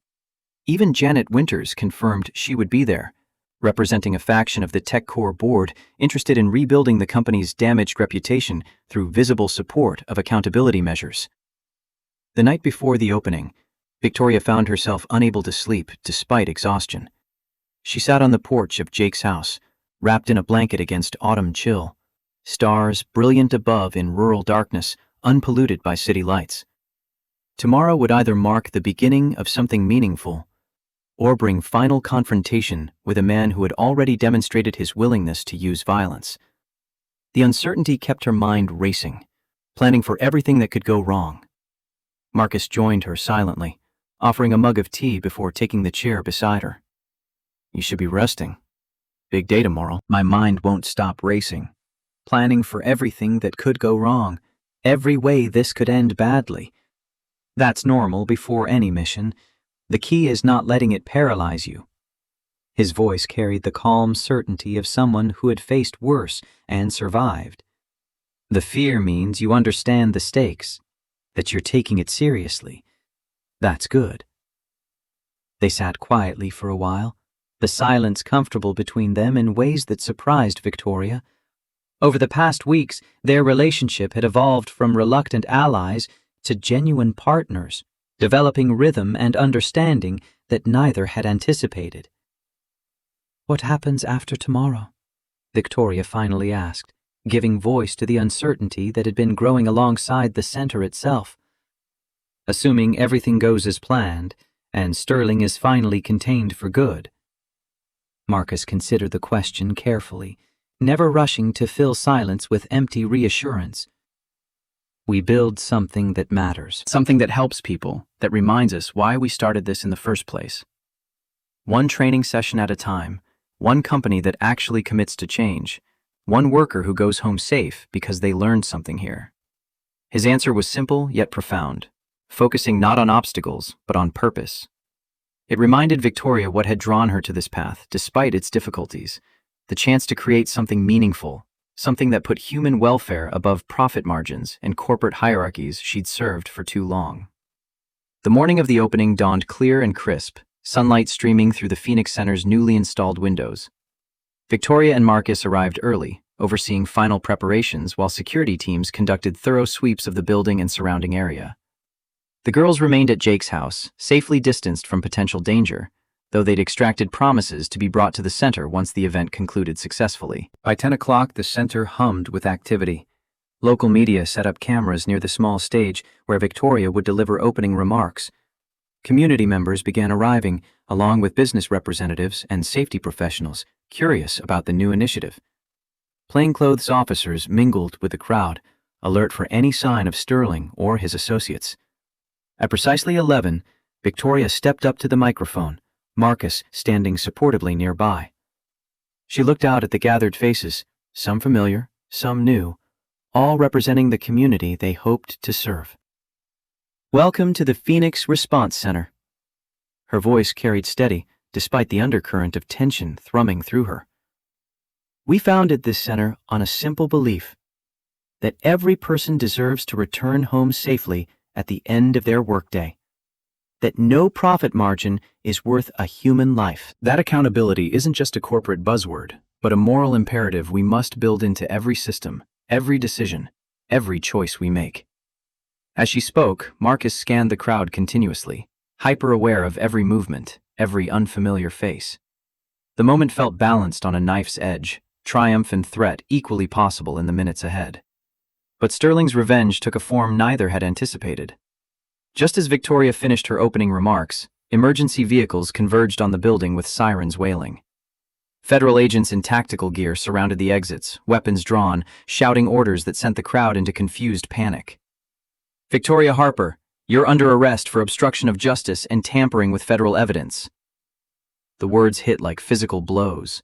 Marcus moved instinctively to intervene, but Victoria caught his arm, shaking her head. Confusion warred with growing understanding as the agent continued reading rights she barely processed. As they led her toward a waiting vehicle in handcuffs, Victoria caught sight of Sterling in the crowd, watching with barely concealed satisfaction. He'd played a different game entirely, using his connections to manufacture charges that would remove her from the field while he maneuvered in her absence. The next hours passed in bureaucratic nightmare, processing, questioning, a holding cell that smelled of disinfectant and despair.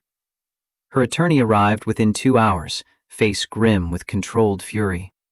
Sterling filed a complaint alleging you destroyed evidence and coerced witnesses, claims you threatened Tom Mitchell into false testimony, that you fabricated documents to frame him. It's complete fabrication, but he's got a federal prosecutor who owes him favors willing to pursue it. How long until this gets sorted out? Days at minimum, maybe a week if we can fast-track a hearing. The attorney's frustration was evident. They're going to argue you're a flight risk given your resources and international connections. Marcus was waiting when she was finally released on her own recognizance 48 hours later. The charges already falling apart under scrutiny, but the damage done. The center's opening had been canceled, momentum lost, their credibility damaged by the spectacle of her arrest. He's playing a longer game than we anticipated. Marcus's voice was quiet as they drove back to Jake's house. Using the system against us, turning our weapons into his shields. Victoria nodded, exhaustion making thought difficult. But he made a mistake. This gets Jake and the DOJ even more motivated. Nobody likes their processes being weaponized for personal vendettas. Over the following weeks, the strategy proved correct. Federal investigators accelerated their timeline, building airtight cases not just against Sterling, but against the network of corruption he'd created. The medical device evidence from Bradley proved devastating, opening investigations that spread like cracks through ice. The trial began 6 weeks later in federal court, drawing national media attention. Victoria sat in the gallery, watching Sterling's expensive legal team work to minimize damage they couldn't prevent. The prosecution built their case methodically, each witness adding weight to an already damning narrative. Victoria's turn on the witness stand came on day 3. She walked to the front of the courtroom with composure hard-won through crisis, placed her hand on the Bible, swore to tell truth that it cost her everything to pursue. The prosecutor led her through discovery of the safety violations, her investigation into Sterling's cover-ups, the pattern of intimidation that had escalated to violence and kidnapping.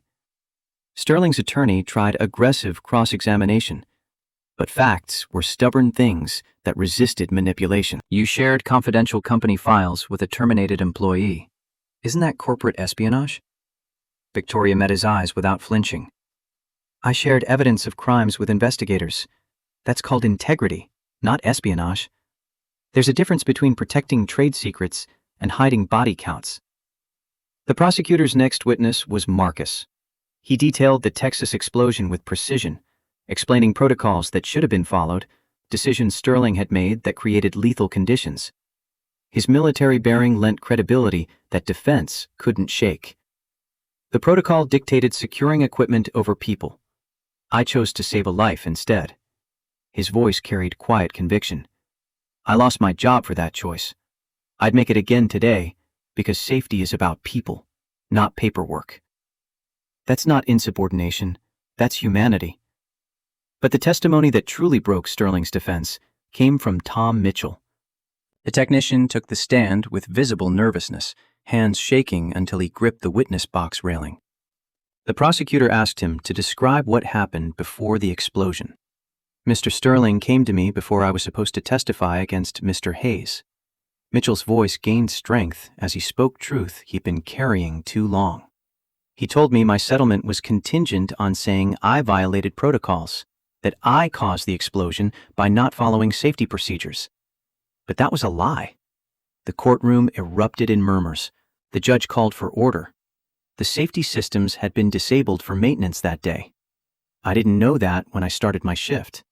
Mr. Sterling had authorized bypassing the interlocks to save 3 days of production time. When the explosion happened, he needed someone to blame. He threatened my family if I didn't cooperate with the false narrative. Mitchell looked at Marcus across the courtroom, eyes bright with unshed tears.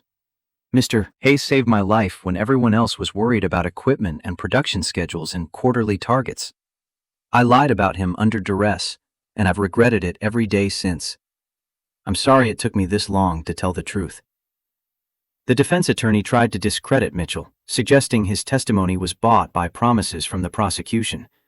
But the man's obvious sincerity, the tremor in his voice when describing threats to his family, carried weight that couldn't be dismissed. Engineering experts followed, testifying about the medical device design flaws.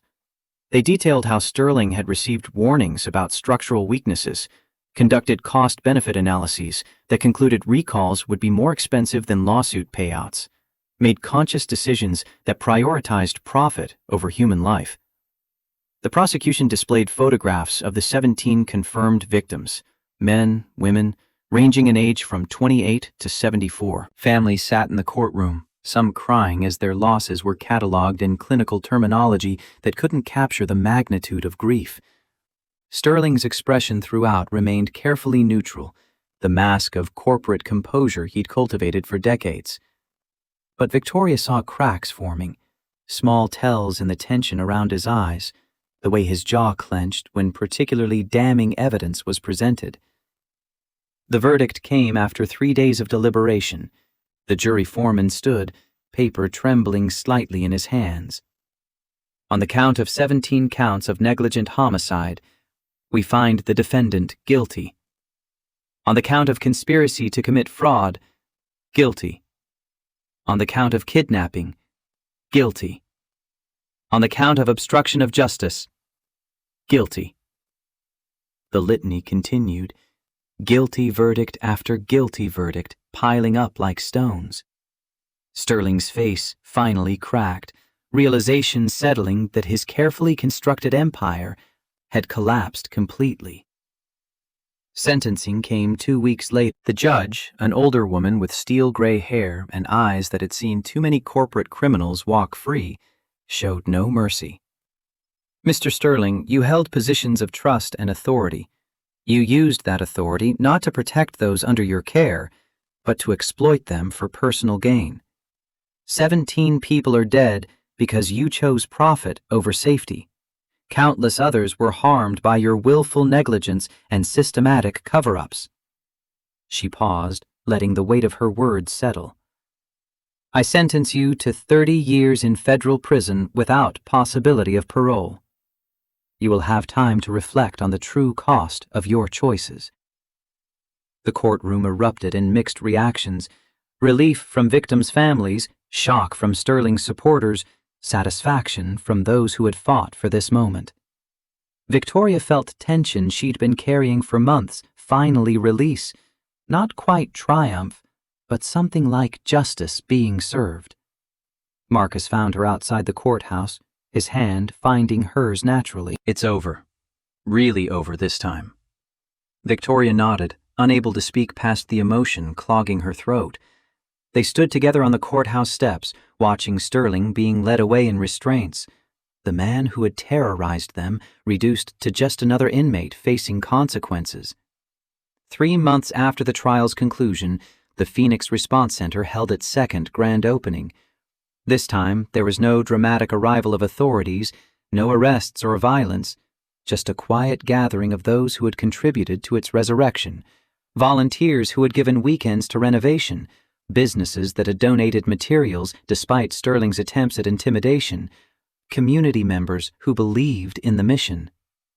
Victoria's speech was brief, emotion making her voice rough. "This center exists because of you. Not just your labor or donations, but your belief that we can create workplaces where every life is valued, where profit never takes precedence over people coming home safe to their families." As she spoke, her gaze found Marcus standing at the back of the room, Maya perched on his shoulders for a better view, Lily beside them holding Maya's hand to steady her. The image caught in Victoria's throat, this unlikely family they had formed through crisis and courage.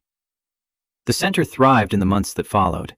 Corporate clients sought their training programs, recognizing that proactive safety cultures ultimately protected both workers and bottom lines.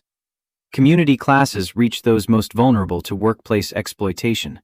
Government agencies began recommending their accountability frameworks as industry best practices, validation that what they were building mattered beyond their small operation. Through it all, Victoria and Marcus maintained their professional partnership during work hours, careful boundaries that kept personal feelings from complicating their shared mission. But outside the center, their relationship evolved, with cautious, deliberate steps that felt inevitable in retrospect. Family dinners became ritual rather than exception. Weekend outings with the girls created memories untainted by crisis. Hiking in state parks, trips to museums, simple evenings at home where the four of them coexisted in comfortable domesticity. Conversations stretched late into evening hours after the children were asleep, covering everything from philosophy to practical concerns about curriculum development.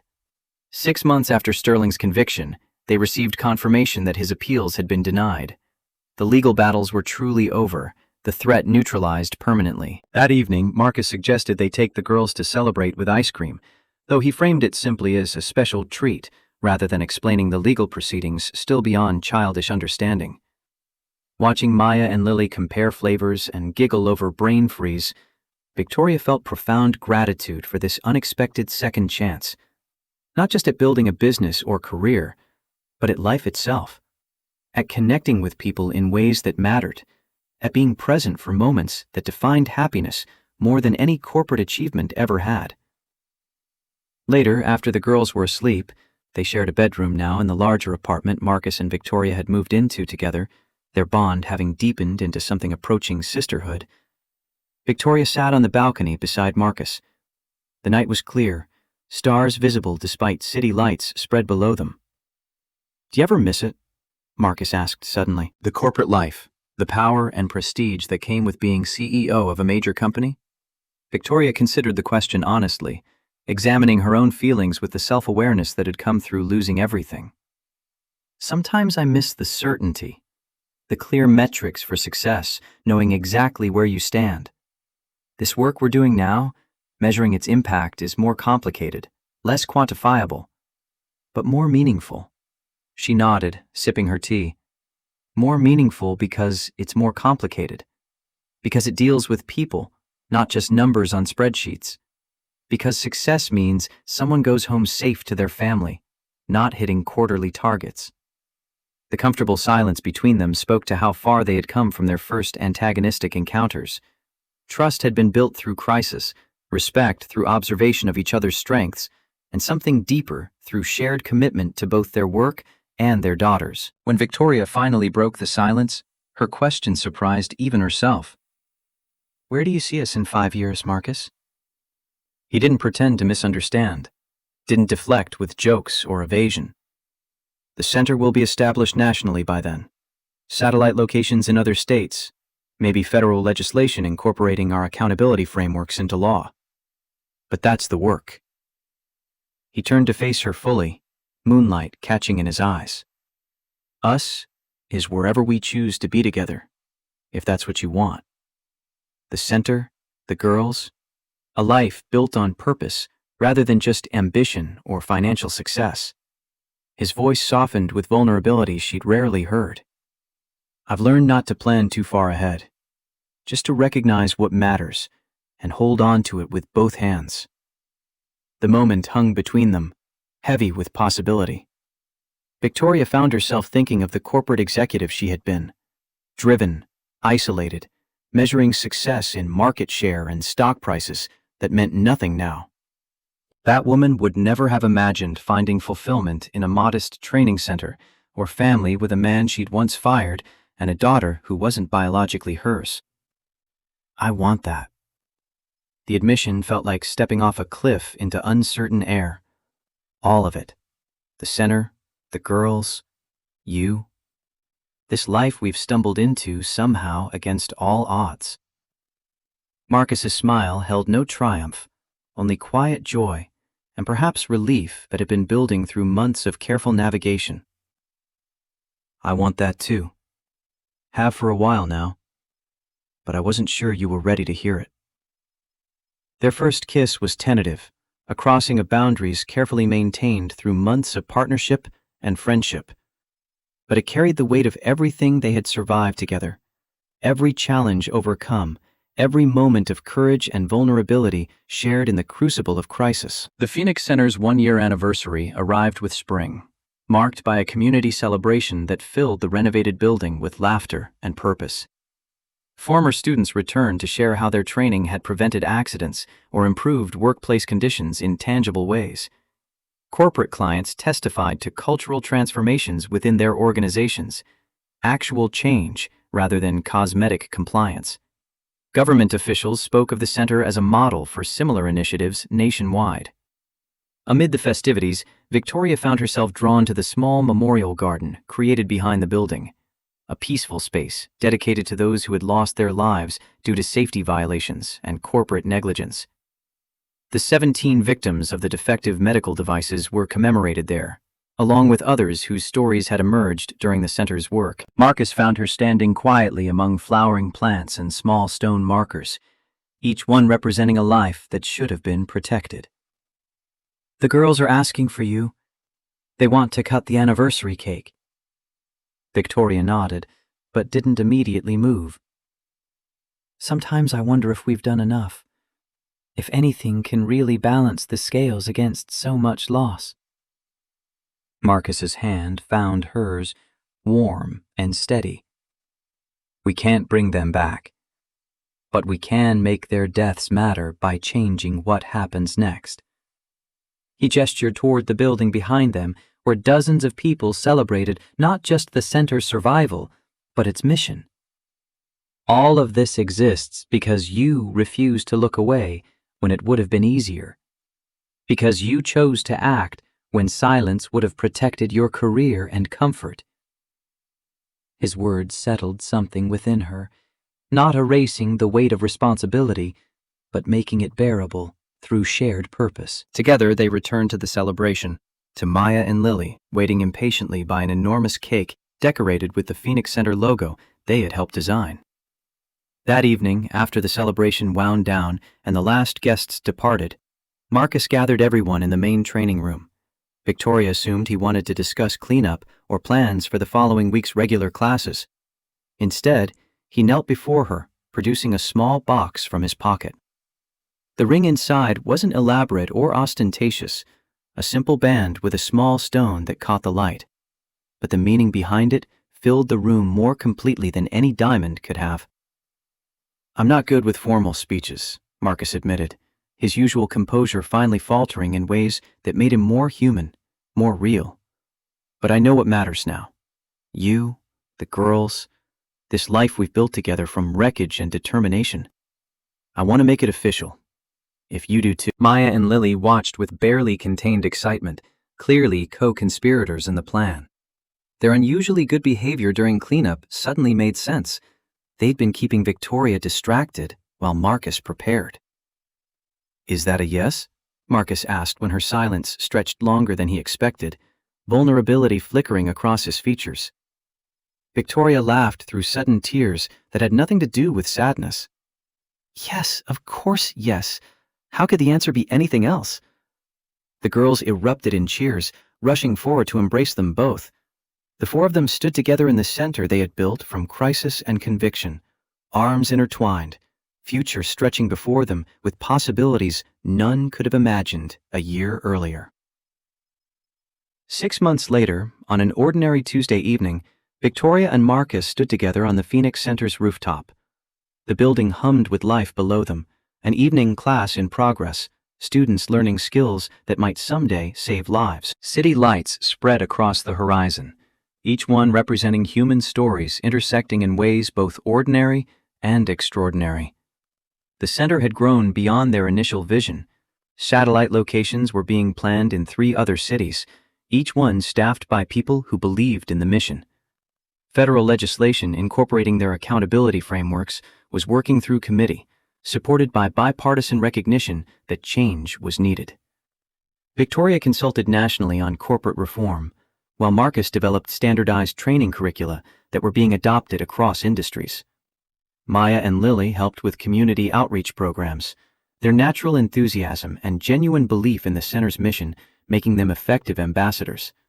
They'd become inseparable, 2 girls from different worlds bound together by shared experience into something approaching true sisterhood. Where do you see us in 5 years? Victoria asked, echoing the question from months ago but with different context now. Marcus smiled, arm around her waist as they surveyed what they'd built. Right here, doing work that matters, raising good humans who understand that helping people isn't about being heroes. It's about not leaving anyone behind. Together. A small paper crane sat on the ledge beside them, a gift from Maya that had been carefully preserved. Written on it, in her careful handwriting, "Heroes are just people who don't walk away." The simple truth resonated in the quiet evening air. They hadn't walked away when it would have been easier, safer, more profitable. They'd stayed, rebuilt, hoped against evidence that hope was foolish. And in that choice lay all the difference. They don't walk away now either. Don't retreat to easier paths or comfortable compromises. They stay on this rooftop overlooking the city, watching lights blink on as evening deepens, knowing tomorrow will bring new challenges and opportunities, knowing the work continues, one training session at a time, one company committed to real change, one worker who goes home safe because they learned something here. The future isn't guaranteed or certain, but it's possible in all the ways that matter most. And in this moment, standing together under emerging stars, with the sounds of students learning below and their daughters' laughter drifting up from the courtyard where they're playing, possibility feels like enough. More than enough.